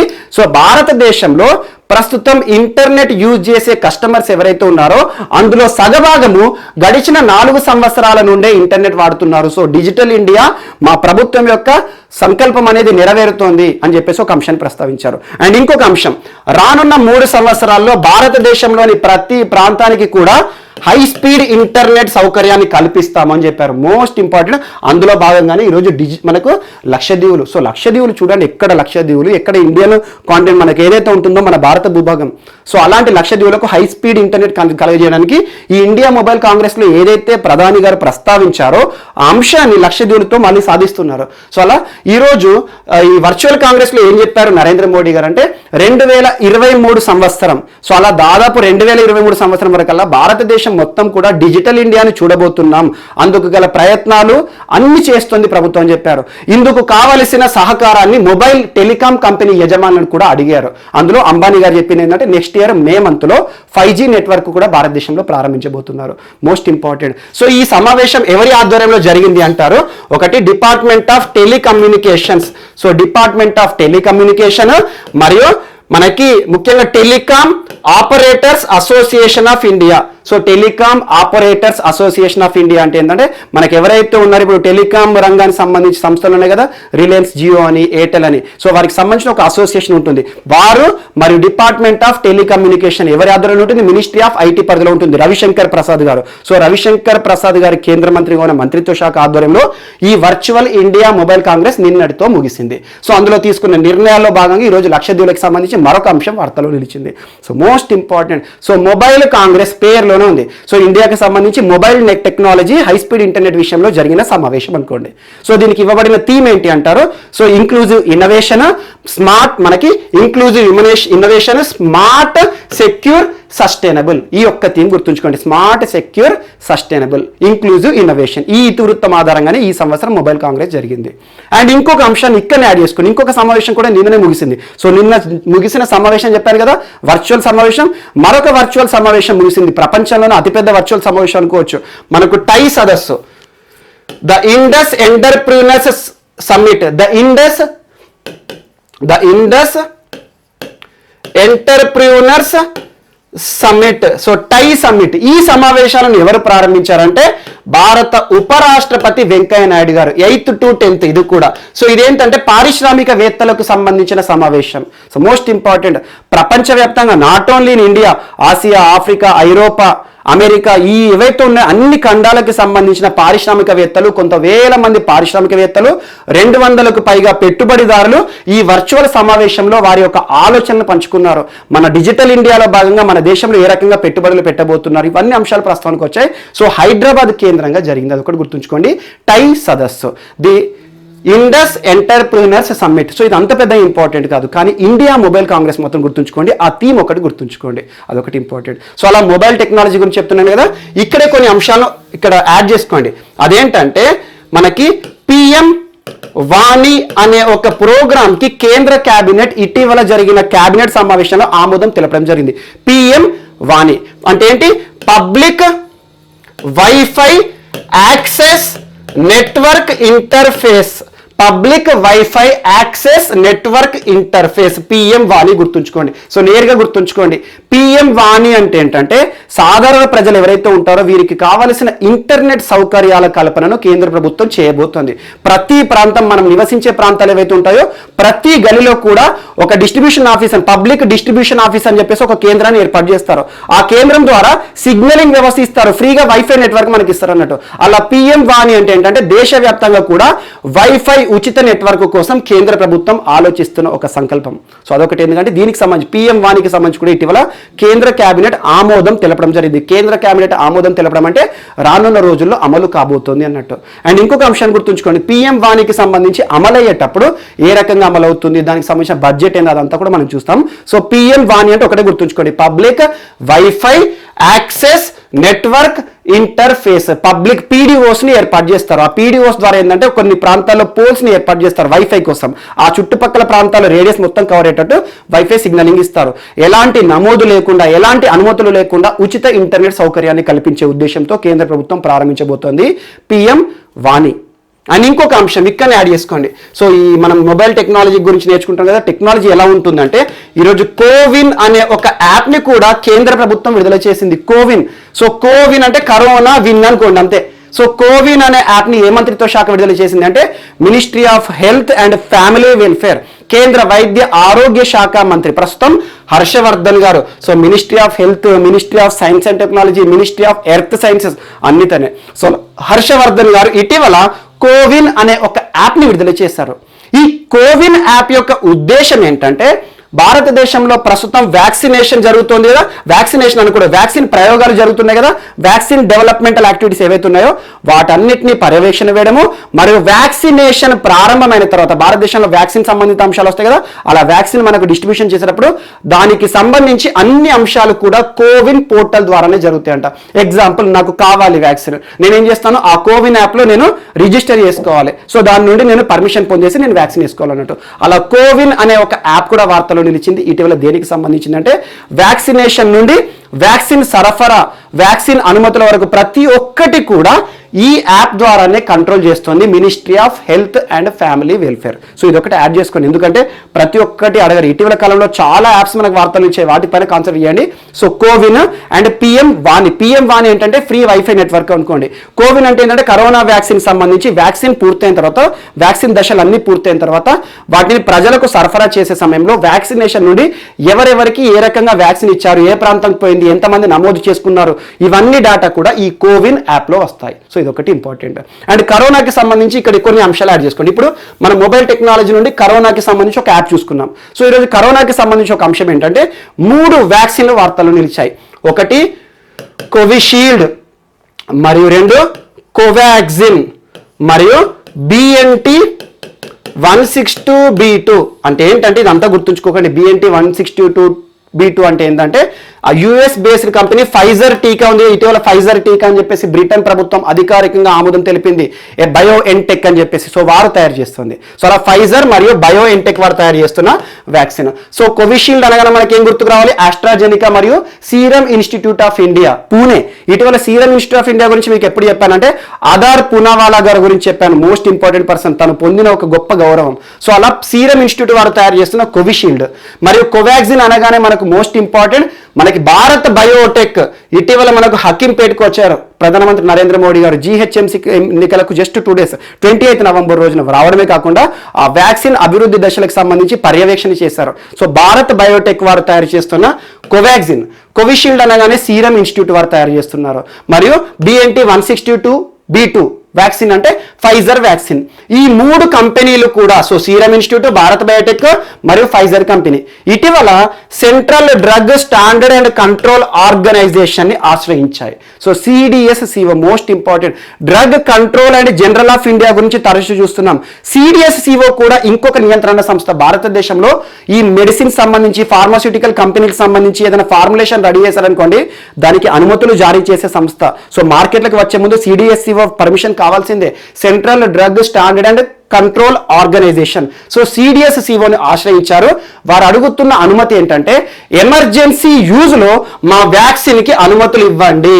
సో ఇప్పుడు ప్రస్తుతం Covishield 3rd ట్రయల్లోనే, clinical trial 3rd అంటే clinical trial 1, clinical trial 2, clinical trial 3 అంటాం. అంటే ఏంటంటే వ్యాక్సిన్ ని ప్రజలకు ఇచ్చే ముందు కొంతమంది వాలంటీర్స్ పైన, కొన్ని జంతువుల పైన ప్రయోగం చేస్తారు. అలా ప్రయోగ దశలో ఉన్న వ్యాక్సిన్ కానీ మెడిసిన్ కానీ క్లినికల్ ట్రయల్స్ అంటాము. అలా 1st, 2nd స్టేజ్ ఉంటాయి. So 3rd stage of clinical ట్రయల్లో కోవిషీల్డ్ ఉంది, మరియు కోవాక్సిన్ కూడా సేమ్ 3rd స్టేజ్లో ఉంది. సో వీరు తయారు చేస్తుంది ప్రస్తుతం అయితే నో క్లినికల్ ట్రయల్స్ ఇంకా స్టార్ట్ చేయలేదు. సో వీరు ఎమర్జెన్సీ యూజ్ ఆఫ్ వ్యాక్సిన్కి సంబంధించి కోవిడ్కి సంబంధించి మాకు అనుమతులు జారీ చేయండి ప్రస్తుతం అని చెప్పేసి సిడిఎస్ సిఓ వారిని ఈరోజు ఆశ్రయించడం జరిగింది. సో సిడిఎస్ సిఓ ఎట్టి పరిస్థితుల్లోనూ ఇవ్వదు, ఎందుకంటే ఎమర్జెన్సీ యూజ్ కోసం ఏది పడుతుంది వాడని చెప్పదు, బట్ చూడాలి ఏం జరుగుతుంది అనేది. సో ఇదొకటి కూడా ఈరోజు వార్తల్లో నిలిచింది. సో ఈరోజు మన నెక్స్ట్ టాపిక్ వచ్చేసి ఇది కూడా కరోనాకి సంబంధించిన అంశమే. సో మోస్ట్ ఇంపార్టెంట్, ఇటీవల కాలంలో మనం ఒక అంశాన్ని తరచూ చర్చించుకున్నాం, వర్డ్ ఆఫ్ ద ఇయర్ అనే ఒక అంశం. ఈ సంవత్సరానికి గాను కొన్ని ప్రముఖ సంస్థలు వర్డ్ ఆఫ్ ద ఇయర్ గా ఒక్కొక్క పదాన్ని ప్రకటించాయి. ఎగ్జాంపుల్, పాండమిక్ అనే పదాన్ని 2020 సంవత్సరానికి గాను వర్డ్ ఆఫ్ ద ఇయర్ గా ఏ సంస్థలు ప్రకటించాయి, ఎన్ని సంస్థలు ప్రకటించాయి? ఇలాంటి ప్రశ్న అడుగుతారు ఖచ్చితంగా జాతీయ స్థాయి పరీక్షల్లో రెగ్యులర్ ఇలాంటివి అడుగుతున్నారు, ఒక్కొక్క సంవత్సరం ఎక్కువగా ప్రాచుర్యం పొందిన పదాల గురించి. సో పాండమిక్ అనగానే 2-3 సంస్థలు. ఎగ్జాంపుల్ మనకు Dictionary.com సంస్థ, మరి ఇంకొక కీలకమైన సంస్థ కేంబ్రిడ్జ్ డిక్షనరీ కూడా ఈ సంవత్సరానికి గాను మనకి క్వారంటైన్ అనే పదాన్ని వర్డ్ ఆఫ్ ద ఇయర్ గా ప్రకటించారు. అంటే ఈ సంవత్సరం గాను ఉత్తమ పదం లేకపోతే అత్యధిక మంది ఆ ప్రొనౌన్సియేషన్ పదంగా ప్రకటించాయి. సో అలా వర్డ్ ఆఫ్ ద ఇయర్ గురించి ఇప్పటి వరకు మనం చూసాం. అలా ఆక్స్ఫర్డ్ డిక్షనరీ కానివ్వండి, తరచూ వార్తలు నిలుస్తున్నాయి వర్డ్ ఆఫ్ ద ఇయర్స్ అని చెప్పేసి. మనం ఏవైతే చర్చించుకున్నామో వాటి గురించి చూడండి, అన్ని పదాలు కూడా కరోనాకి సంబంధించిన పదాలే వార్తలు నిలుస్తున్నాయి. ఒకటి పాండమిక్, ఒకటి కరోనా వైరస్ ఆక్స్ఫర్డ్ డిక్షనరీకి సంబంధించి, కేంబ్రిడ్జ్ డిక్షనరీ వచ్చేసి క్వారంటైన్. సో ఇవన్నీ కూడా కరోనా పరిస్థితుల కాలంలో విపరీతంగా మనం ఎక్కువసార్లు మాట్లాడాము. సో ఈరోజు సెంటెన్స్ ఆఫ్ ద ఇయర్ లేదంటే కొటేషన్ ఆఫ్ ద ఇయర్ గా వార్తలు నిలిచిన అంశం wear the mask. So wear the mask sentence of the year అంటున్నాను. సెంటెన్స్ అంటే ఏంటి? Group of words.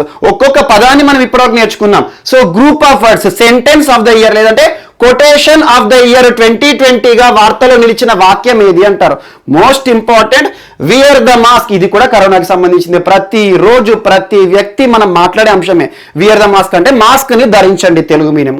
అలా వియర్ ద మాస్క్ అనే ఒక వాక్యాన్ని ఈ సంవత్సరానికి గాను 2020కి గాను సెంటెన్స్ ఆఫ్ ద ఇయర్ గా ప్రకటించిన సంస్థ ఏది అంటారు. Most important, the Yale law school of librarians. Law school of librarians లేదంటే the Yale book of dictionary. Book of dictionary, the Yale book of dictionary or quotations. The Yale book of dictionary or quotations ఏదైనా పర్లేదు. The Yale book of quotations లో ఈ సంవత్సరానికి గాను 2020 సంవత్సరానికి గాను అత్యధిక మంది ప్రజలు వాడిన లేకపోతే పలికిన వాక్యం ఏదంటే మనకు వియర్ ద మాస్క్ గా ఈరోజు వార్తలు నిలిచింది. Most important. సో పదాలు, వాక్యం, దీనికి సంబంధించి ఎగ్జామ్ లో అడిగే అవకాశాలు ఉన్నాయి. అండ్ ఇంకొక అంశం, యాక్చువల్ గా వియర్ ద మాస్క్, మాస్క్ ని ధరించండి అనే పదము మొట్టమొదటిసారి ప్రస్తావించిన వ్యక్తి ఎవరు అంటే మాత్రం Anthony Fauci. Anthony Fauci most important. ప్రస్తుతం అమెరికా వైద్య నిపుణులు. సో అలా అమెరికా వైద్య నిపుణులు ప్రస్తుతం ఇప్పుడు కాదు, కరోనా విజృంభిస్తున్న సమయంలో మాస్క్ యొక్క ప్రాధాన్యతను దృష్టిలో ఉంచుకొని వియర్ ద మాస్క్ అని చెప్పేసి జనాల్లో అవగాహన తీసుకొచ్చాడు. సో అలాంటి ఒక వాక్యం ప్రపంచవ్యాప్తంగా ఈరోజు ప్రతి వ్యక్తి కూడా ప్రతిరోజు కూడా మాట్లాడుతున్నారు. వియర్ ద మాస్క్ అంటే మనం తెలుగులో ఏమంటాము, మాస్క్ ను ధరించండి. ఈ సంవత్సరానికి గాను అత్యధిక మంది ప్రజలు ప్రపంచవ్యాప్తంగా పలికిన వాక్యంగా ఈరోజు వార్తలు నిలిచింది. Most important. సో ఇదొకటి కూడా కరోనాకి సంబంధించి యాడ్ చేసుకోండి. అండ్ కరోనాకి సంబంధించి మరొక అంశం కూడా వార్తలు నిలిచింది. అదేంటంటే SBI state bank of India ఇటీవల దేశవ్యాప్తంగా ఒక సర్వే చేసింది. ఆ సర్వే దేనికి సంబంధించి అంటే పాండమిక్ మేనేజింగ్ కి సంబంధించి. పాండమిక్ మేనేజ్మెంట్ ఏంటంటే పాండమిక్ అంటే ఇప్పుడు ప్రస్తుతం మనకు పాండమిక్ సమయంలో ఉన్న విపత్తు కాలం. ఈ విపత్తు కాలంలో కరోనా సమయం కాలంలో ఏ రాష్ట్ర ప్రభుత్వాలు ఏ రకంగా దాన్ని నిర్వహించాయి, ఏ రకంగా నియంత్రించాయని చెప్పేసి ఒక సర్వే చేపట్టింది SBI, state bank of India, ఒక బ్యాంక్. సో అలా దేశవ్యాప్తంగా ప్రతి రాష్ట్రాన్ని కూడా కన్సిడర్ చేసేసి ఏ రాష్ట్రంలో అత్యధికంగా పాండమిక్ మేనేజ్మెంట్ సంబంధించి అద్భుతమైన పనితీరును ప్రదర్శించాయో వాటికి సంబంధించిన ఒక ర్యాంకింగ్ అనేది విడుదల చేస్తారు. ఈ ర్యాంక్ లో first place all north eastern states ఇటీవల ఎస్బీఐ ప్రకటించిన పాండమిక్ మేనేజ్మెంట్ ర్యాంకింగ్స్ లో మొట్టమొదటి స్థానం. అంటే ఏంటి, నార్త్ ఈస్టర్న్ స్టేట్స్ లో ప్రస్తుతము కరోనా విషయంలో చాలా అద్భుతంగా నిర్వహణ నియంత్రణ కార్యక్రమాలు తీసుకొచ్చారు, ప్రజల అవగాహన కానివ్వండి, చాలా అంశాలు. అండ్ ఇటీవల కూడా చెప్పాను, ఇప్పటికి కూడా కొన్ని రాష్ట్రాలు నెక్స్ట్ ఇయర్ వరకు కూడా కర్ఫ్యూని విధిస్తున్నాయని చెప్పేసి మణిపూర్, మేఘాలయ చాలా రాష్ట్రాల వార్తలు నిలుస్తున్నాయి. సో ఇలాంటి అంశాలు చూడండి. సో అలా SBI ఇటీవల కరోనా పరిస్థితుల కాలంలో అద్భుత పనితీరు నియంత్రణ విషయంలో, నిర్వహణ విషయంలో చేసినందుకు గాను ఏ రాష్ట్రం టాప్ లో నిలిచింది అంటే all north eastern state first place, మరియు second Bihar, third UP. So ఇది గుర్తుంచుకోండి సరిపోతుంది. ఎందుకంటే ఇటీవల SBI సర్వే ఆధారంగా పాండమిక్ మేనేజ్మెంట్ లో టాప్ ప్లేస్ లో ఉన్న రాష్ట్రం ఏది అంటే నార్త్ ఈస్టర్న్ స్టేట్స్ అన్ని కూడా. Second place Bihar, third place UP. And corona పరిస్థితుల కాలంలో కొన్ని అద్భుతమైన ప్రాంతాల్లో నియంత్రణ చర్యల గురించి ఖచ్చితంగా చూడండి. మనం కరోనాకు సంబంధించి ప్రత్యేక వీడియో చేసుకున్నాం, అందులో పార్ట్ 1 పార్ట్ 2 లో ఒక అంశాన్ని చెప్పాను. ఎగ్జాంపుల్ బిల్వారా మోడల్ అని చెప్పేసి, ఇండోర్ మోడల్ అని చెప్పేసి, ఇండోర్లో డ్రోన్లను కూడా ప్రయోగించారు అక్కడ శానిటేషన్ కార్యక్రమాల కోసం. సో అలాంటి అంశాలు ఏ ప్రాంతాలు కరోనా కట్టడి విషయంలో ఎలా పనితీరును ప్రదర్శించాయో వాటి గురించి ఖచ్చితంగా చూడండి. సో ఈరోజు SBIకి సంబంధించిన ఒక అంశం. సో బ్యాంకు గురించి ఒక అంశాన్ని చూసాం కాబట్టి మరొక అంశాన్ని ఇక్కడనే యాడ్ చేసుకోండి. అదేంటంటే ICICI. సో భారతదేశంలో ప్రైవేట్ దిగ్గజం ICICI సంస్థ ఇటీవల మొబైల్ పే అనే ఒక యాప్ ని తీసుకొచ్చింది, మొబైల్ యాప్. యాక్చువల్లీ ఏ బ్యాంక్ అయినా కూడా ఆ బ్యాంకులో ఖాతా ఉంటుంది కదా, అకౌంట్ ఉంటుంది కదా, సేవింగ్స్ అకౌంట్ కానీ మనకి కరెంట్ అకౌంట్ కానీ ఉంటుంది కదా, వారికి మాత్రమే సేవలు ఇస్తారు. ICICI బ్యాంక్ ఇటీవల మొబైల్ పే అనే ఒక యాప్ తీసుకొచ్చి ICICI బ్యాంక్ కస్టమర్లే కాదు, వేరే బ్యాంక్ కస్టమర్లు కూడా బ్యాంకు సర్వీసులను వాడుకోవచ్చు అని చెప్పేసి ఒక అంశం బ్యాంకింగ్ ఉపయోగపడుతుంది. మన పోటీ పరీక్షల్లో గ్రూప్ 2, గ్రూప్ 1 లాంటి ఎగ్జామ్లో అడిగారు. సో మొబైల్ ప్లే అంటే ఏంటి, మొబైల్ పే అంటే ఏంటి, ఆల్ కస్టమర్స్, ఇప్పుడు ICICI బ్యాంకులోని వినియోగదారులే కాకుండా మిగతా బ్యాంకు కస్టమర్స్ ఎవరైతే ఉంటారో అన్ని బ్యాంకుల కస్టమర్స్ ఎవరైనా కూడా వారికి బ్యాంకింగ్ సంబంధిత సేవల కోసం ఉపయోగపడే రీతిలో మొబైల్ పే అనే ఒక యాప్ని తీసుకొచ్చింది. సో ఇది ఒక్కటి జస్ట్ యాడ్ చేసుకోండి. అండ్ ఇంకొకటి, ఇటీవల బ్యాంకింగ్ సంబంధించి ఒక సర్వే వార్తలు నిలిచింది. National payments corporation of India, NPCI అంటాం, national payments corporation of India ఇటీవల దేశవ్యాప్తంగా ఒక సర్వేని చేశారు. ఆ సర్వే ఏంటంటే యూనిఫైడ్ పేమెంట్స్ ఇంటర్ఫేస్ కి సంబంధించి. యూనిఫైడ్ పేమెంట్స్ ఇంటర్ఫేస్ అంటే ఏంటంటే మనం పేటిఎం, గూగుల్ పే వాడతాం కదా, సో అలాంటివి ఏవైతే ఉంటాయి ఆన్లైన్ విధానంలో మనం చెల్లింపుల విధానాన్ని ప్రస్తుతం అలవాటు అయిపోయినాం. ఎక్కడైనా కూడా జస్ట్ చూడండి, కూరగాయల షాప్లో కానివ్వండి, కూరగాయలు అమ్మేవారే కానివ్వండి, 5 రూపాయలైనా కూడా గూగుల్ పే చేస్తున్నాం మనం. అలా ఎక్కువగా ఆన్లైన్ విధానంలోకి వచ్చేసినాం. సో అలా యూనిఫైడ్ పేమెంట్ ఇంటర్ఫేస్ అంటే ఏంటంటే మనం చెల్లింపులు ఏవైతే ఉంటాయో వాటిని యాప్ రూపంలో చెల్లించడం. అలా భారతదేశంలో అత్యధికంగా పేమెంట్స్ అనేవి ఏ యూనిఫైడ్ పేమెంట్స్ ఇంటర్ఫేస్ ద్వారా జరుగుతున్నాయి. సో ఏ యాప్ ద్వారా ఎక్కువగా పేమెంట్ జరుగుతున్నాయి అంటే దేశం మొత్తాన్ని తీసుకుంటే 82% భారతదేశంలో ప్రజలు వినియోగిస్తున్న యాప్ ఏంటి అంటే పేమెంట్స్ కోసం వినియోగిస్తున్న యాప్ ఏంటంటే ఒకటి జీపే అంటే Google pay, second phone pay. So most important ఈ 2 సంస్థలకి సంబంధించి జీపే, ఫోన్ పే ప్రతి ఒక్కరి ఫోన్లో కూడా యాప్లు ఉన్నాయట. ఈ రెండింటి ద్వారా చేసే పేమెంట్స్ దేశంలో జరిగే మొత్తం ఆన్లైన్ పేమెంట్స్ లో 82% అట. సో ఈ అంశాన్ని ఈరోజు NPCI ప్రకటించింది. National payments corporation of India unified payments interface కి సంబంధించి ఒక సర్వే చేసి దేశంలో అత్యధిక చెల్లింపులు జరుగుతున్న యాప్లకు సంబంధించి ఈ 2 యాప్లే ఆల్మోస్ట్ 82% అంట. ఇక మిగతా మనకి పేటిఎం అని చిన్న ఉంటాయి, మనకి మొబిక్విక్ అని చాలా ఉంటాయి. సో అలా ఈ 2 మాత్రం అగ్రభాగం 82% అంటే ఏంటి, 2 యాప్లు 82% ఉన్నాయంట. ఇదొకటి. అండ్ బ్యాంకింగ్ సంబంధించి ఇంకొక అంశాన్ని ఇక్కడ యాడ్ చేసుకోండి. ఇటీవల bank of Baroda, so bank of Baroda మహిళల కోసం ఆత్మనిర్భర్ విమెన్ స్కీమ్ ని తీసుకొచ్చింది. మహిళల కోసం ఎక్స్క్లూజివ్ అకౌంట్లను ఇవ్వడం కానివ్వండి, అందులో సేవింగ్స్ పైన ప్రత్యేకంగా వడ్డీ ఇవ్వడం కానివ్వండి, ఆత్మనిర్భర్ విమెన్ స్కీమ్ అని చెప్పేసి మహిళల కోసం ప్రత్యేక బ్యాంకు సేవలు తీసుకొచ్చిన బ్యాంక్ ఏంటి ఇటీవల అంటారు. So bank of Baroda most important, just గుర్తుంచుకోండి. ఎందుకంటే బ్యాంకింగ్ లో నేరుగా అడుగుతారు, మన పోటీ పరీక్షలు ఇలాంటి ప్రశ్నలు అడగరు, మనకు చాలా ఇష్యూస్ ఉంటాయి కాబట్టి ఇలాంటివి అడగకపోవచ్చు. సో ఇదొకటి కూడా యాడ్ చేసుకోండి. అండ్ నెక్స్ట్ ఈరోజు మరొక అంశము, సో ఆయుష్ ఎక్స్పోర్ట్ కౌన్సిల్ వార్తలు నిలిచింది. ఆయుష్ ఎక్స్పోర్ట్ కౌన్సిల్ ఏ మంత్రిత్వ శాఖల పరిధిలో అమలవ్వబోతోంది అంటారు. ఒకటి ministry of commerce, ministry of commerce అంటే వాణిజ్య వ్యవహారాల మంత్రిత్వ శాఖ. ప్రస్తుతం ఎవరు? పీయూష్ గోయల్ గారు. సో పీయూష్ గోయల్ అనగానే మరికొన్ని కూడా గుర్తుకు రావాలి. ప్రస్తుతం పీయూష్ గోయల్ గారి ఆధ్వర్యంలో ఏ మంత్రిత్వ శాఖలు ఉన్నాయి? అన్నిటికంటే ఇంపార్టెంట్ రైల్వే శాఖ మంత్రి కూడా పీయూష్ గోయల్ గారే. సో పీయూష్ గోయల్ గారు ministry of commerce. So ministry of commerce మరియు మినిస్ట్రీ ఆఫ్ ఆయుష్ ప్రస్తుతం ఎవరు? శ్రీపద నాయక్. సో ఇద్దరు మంత్రిత్వ శాఖల ఆధ్వర్యంలో ఆయుష్ ఎక్స్పోర్ట్ కౌన్సిల్ ఏర్పాటు చేయబోతున్నాం బ్రాండ్ ఇండియాని కలగజేయడానికి అంటున్నారు.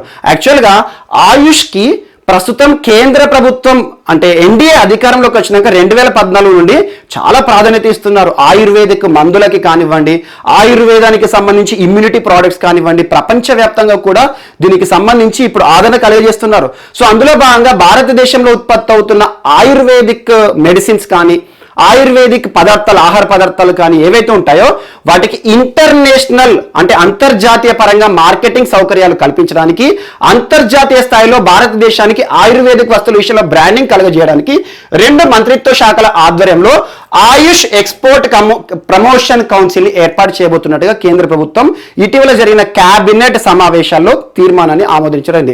ఆయుష్ ఎక్స్పోర్ట్ అంటే ఆయుష్ అంటే ఆయుర్వేద యోగ యునాని సిద్ధ హోమియోపతి. ఆయుష్ ఆయుర్వేద యోగ యునాని సిద్ధ హోమియోపతి. సో 5 అంశాలు గుర్తుంచుకోండి. ఆయుష్ అక్రోనిమ్ చాలా సార్లు అడుగుతున్నారు. ఆయుర్వేద యోగ యునాని సిద్ధ హోమియోపతి.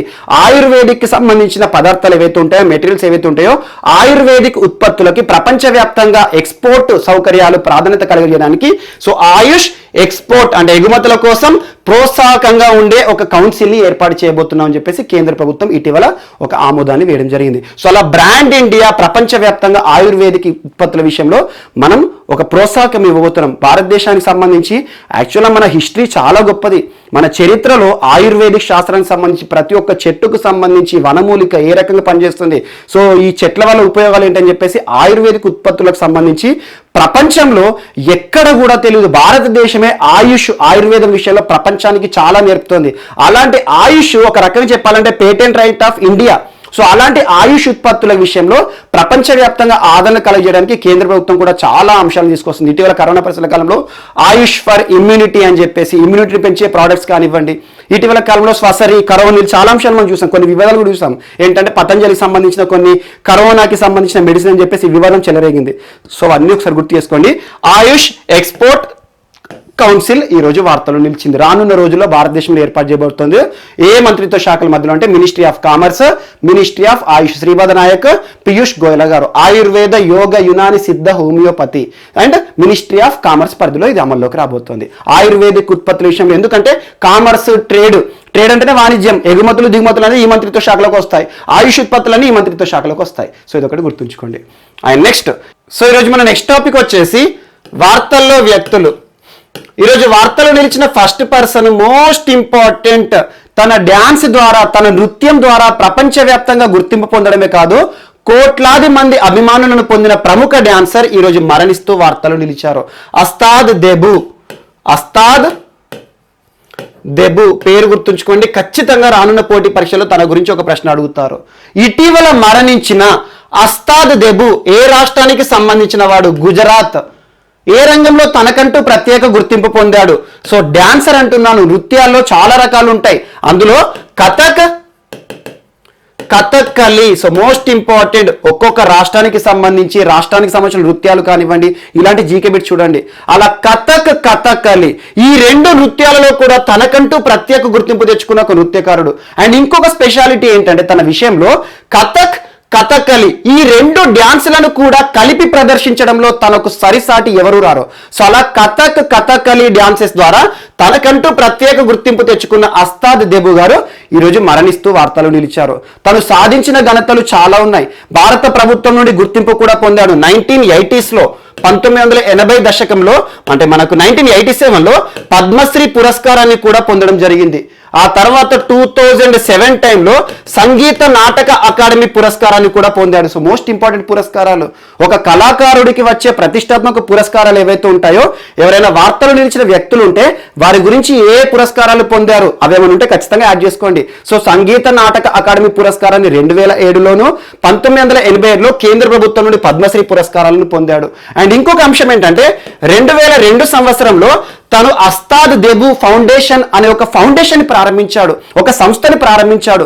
ఆ సంస్థ ద్వారా ఎవరైతే పేద వర్గంలో ఉన్నారో, పేదవారు ఉన్నారో, ఆ పేద పిల్లలు ఎవరైతే ఉంటారో వారందరికీ కూడా తన డ్యాన్స్ ని నేర్పించేసి ప్రపంచ స్థాయిలో నిలబెట్టడంలో కూడా తన వంతు ప్రత్యేక గుర్తింపు తెచ్చుకున్నాడు అస్తాద్ దెబు. సో నేరుగా గుర్తుంచుకోండి, ఇవన్నీ ఒకసారి బిట్స్ గుర్తుంచుకోండి. అస్తాద్ దెబు గుజరాత్ రాష్ట్రానికి సంబంధించిన వ్యక్తి, 1947లో జన్మించాడు. సో తన యొక్క ప్రత్యేక గుర్తింపు దేని ద్వారా అంటే నృత్యం, కథక్, కథక్కలి.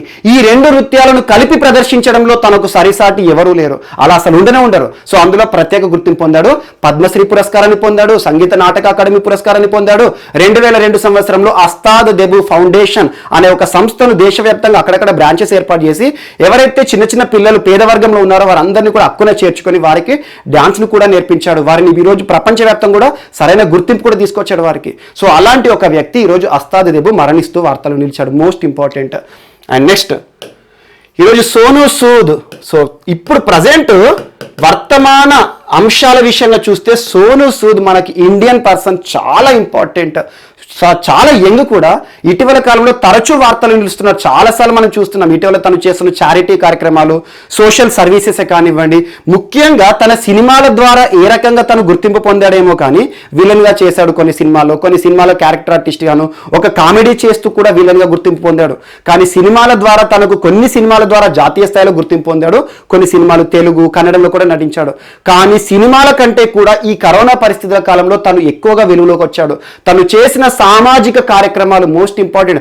వలస కార్మికులు ఎవరైతే ఉంటారో వలస కార్మికులను వారి స్వస్థలాలకు చేర్చడానికి దాదాపు అహర్నిశలు కూడా కృషి చేశాడు. వారి కోసం ప్రత్యేక బస్సులు ఏర్పాటు చేయడం కానివ్వండి. అంతేందుకు విదేశాల్లో చిక్కుకున్న వలస కార్మికులు మన వాళ్ళు ఎవరైతే ఉంటారో, మన దగ్గర చాలా మంది వలసలు దుబాయ్ అటు ఇటు వెళ్తారు. అలా గల్ఫ్ కంట్రీస్ లో అక్కడిక్కడ ఎవరైతే మన స్వదేశీయులు ఉన్నారో, అక్కడ చిక్కుపోయిన వారు ఉన్నారో, ఈ కరోనా పరిస్థితి కాలంలో, లాక్డౌన్ కాలంలో ప్రత్యేక విమానాల ద్వారా వారిని మన దేశానికి తిరిగి రావడంలో కూడా చాలా కృషి చేశాడు.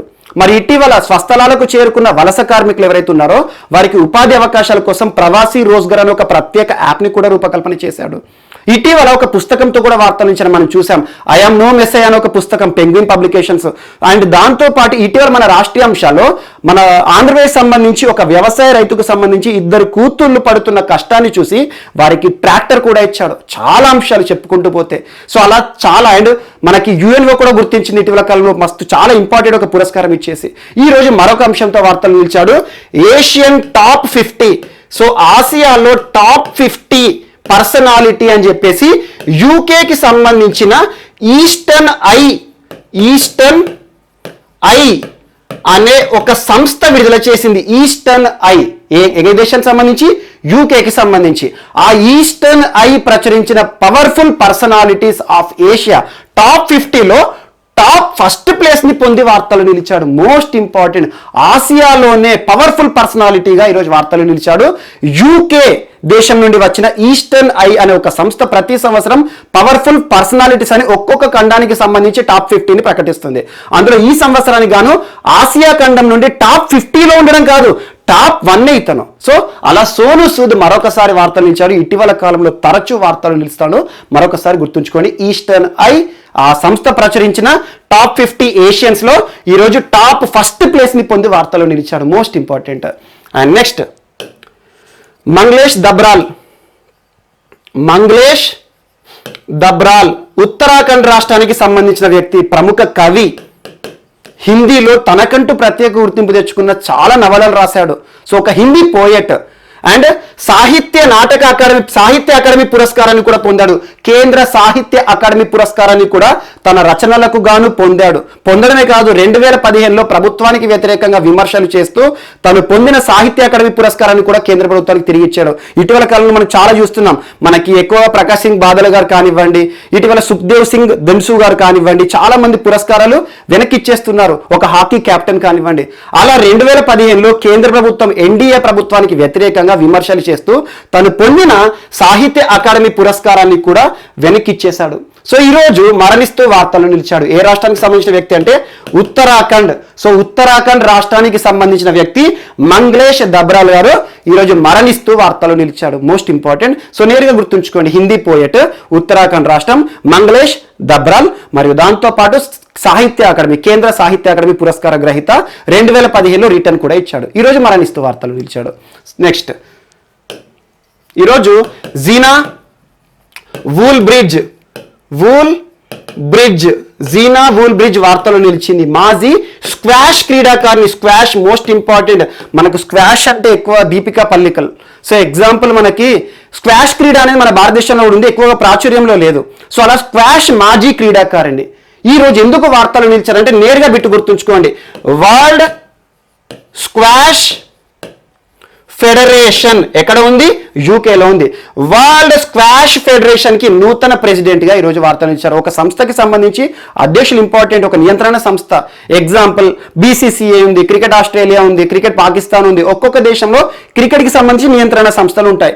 ఆ నియంత్రణ సంస్థ ఒక్కొక్క దేశంలో ఏదైతే ఉంటుందో ప్రపంచవ్యాప్తంగా నియంత్రించడానికి ఇంకొక సంస్థ ఉంటుంది అత్యున్నత. ఎగ్జాంపుల్ క్రికెట్ అనగానే ICC, ఇంటర్నేషనల్ క్రికెట్ కౌన్సిల్. అలా భారతదేశంలో కూడా స్క్వాష్ ఫెడరేషన్ ఆఫ్ ఇండియా ఉంటుంది. అలా ఒక్కొక్క దేశం, ఏ దేశం అయితే స్క్వాష్ క్రీడ విషయంలో అంతర్జాతీయ స్థాయిలో పోటీ పడతారో ఆ దేశాలకి సంబంధించి అంతర్జాతీయ స్థాయిలో నియంత్రణ చేయడానికి squash federation, international squash federation ఉంటుంది. అలా ఇంటర్నేషనల్ స్క్వాష్ ఫెడరేషన్ ఏదైతే ఉంటుందో ఆ ఫెడరేషన్ కి నూతన అధ్యక్షురాలుగా ఈరోజు జీనా వూల్ బ్రిడ్జ్ గారు వార్తలు నిలిచారు. సో జీనా అని గుర్తుంచుకోండి. And next, Annika Sorenstam. Annika Sorenstam. So ఎందుకు వార్తలు ఇచ్చారంటే మాజీ గోల్ఫ్ క్రీడాకారిణి. గోల్ఫ్ అంటే ఏంటి? చాలా రిచ్ గేమ్. మన సినిమాల్లో చూస్తూ ఉంటే ఎక్కువగా ఓల్డేజ్ పీపుల్ ఎవరైతే ఉంటారో, రిచ్ పీపుల్ ఒక చిన్న స్టిక్ పట్టుకొని బాల్తో ఆడుతూ ఉంటారు. సో అలా గోల్ఫ్ క్రీడకి సంబంధించి ప్రపంచవ్యాప్తంగా గుర్తింపు పొందింది అనికా సోరెన్స్టామ్. ఈ రోజు నేరుగా ఒక బిట్టు గుర్తుంచుకోండి, తను అంతర్జాతీయ గోల్ఫ్ సమాఖ్య అంటే ఏంటి, వరల్డ్ గోల్ఫ్ ఫెడరేషన్ కి నూతన అధ్యక్షురాలిగా ఈ రోజు వార్తలు నిలిచింది. సో నేరుగా గుర్తుంచుకోండి, కొంతమంది వార్తలు నిలిచిన వ్యక్తులు ఎవరైతే ఉంటారో వారి గురించి డీటెయిల్స్ అన్ని అవసరం లేదు, వారు సాధించిన రికార్డ్స్. సో నేరుగా ఈ రోజు ఎందుకు వార్తలు ఇచ్చారో చూడండి, సరిపోతుంది. ఇండియాకి సంబంధించి ఎవరైనా వార్తలు నిలిస్తే మాత్రం ఖచ్చితంగా చూడండి. సో వరల్డ్ గోల్ఫ్ ఫెడరేషన్ కి నూతన అధ్యక్షురాలు, గోల్ఫ్ క్రీడాకారిణి. అండ్ ఇందాక చెప్పిన జీనానేమో మనకు స్క్వాష్ విషయంలో, స్క్వాష్ అంతర్జాతీయ స్థాయిలో, గోల్ఫ్ అంతర్జాతీయ స్థాయిలో. ఈ గోల్ఫ్ ఫెడరేషన్ ఎక్కడ ఉంది? అంతర్జాతీయ గోల్ఫ్ ఫెడరేషన్ అంటే స్విట్జర్లాండ్ లో ఉంది. సో మోస్ట్ ఇంపార్టెంట్, ఆ సంస్థకి సంబంధించి నూతన అధ్యక్షురాలుగా ఈరోజు వార్తలు నిలిచారు. అండ్ ఒక మిస్లేనియస్ అంశం, యాక్చువల్గా రవికాంత్ అనే ఒక తెలుగు యువకుడు రవికాంత్ ఇటీవల అంతర్జాతీయ క్విజింగ్ ఛాంపియన్షిప్ లో మన భారతదేశం నుండి ఒక పురస్కారాన్ని పొంది వార్తలు నిలిచారు. బట్ తన గురించి అడగకపోవచ్చు, ఎందుకంటే చాలా వరకు ప్రాచుర్యం అనేది దక్కలేదు. సో ఇవైతే గుర్తుంచుకోండి. సో మిస్లేనియస్ అంశాలు ఏమైనా మిగిలిపోతే మాత్రం మనం రేపటి క్లాస్లో యాడ్ చేసుకొని నేర్చుకుందాం. రేపు కలుద్దాం. Thank you.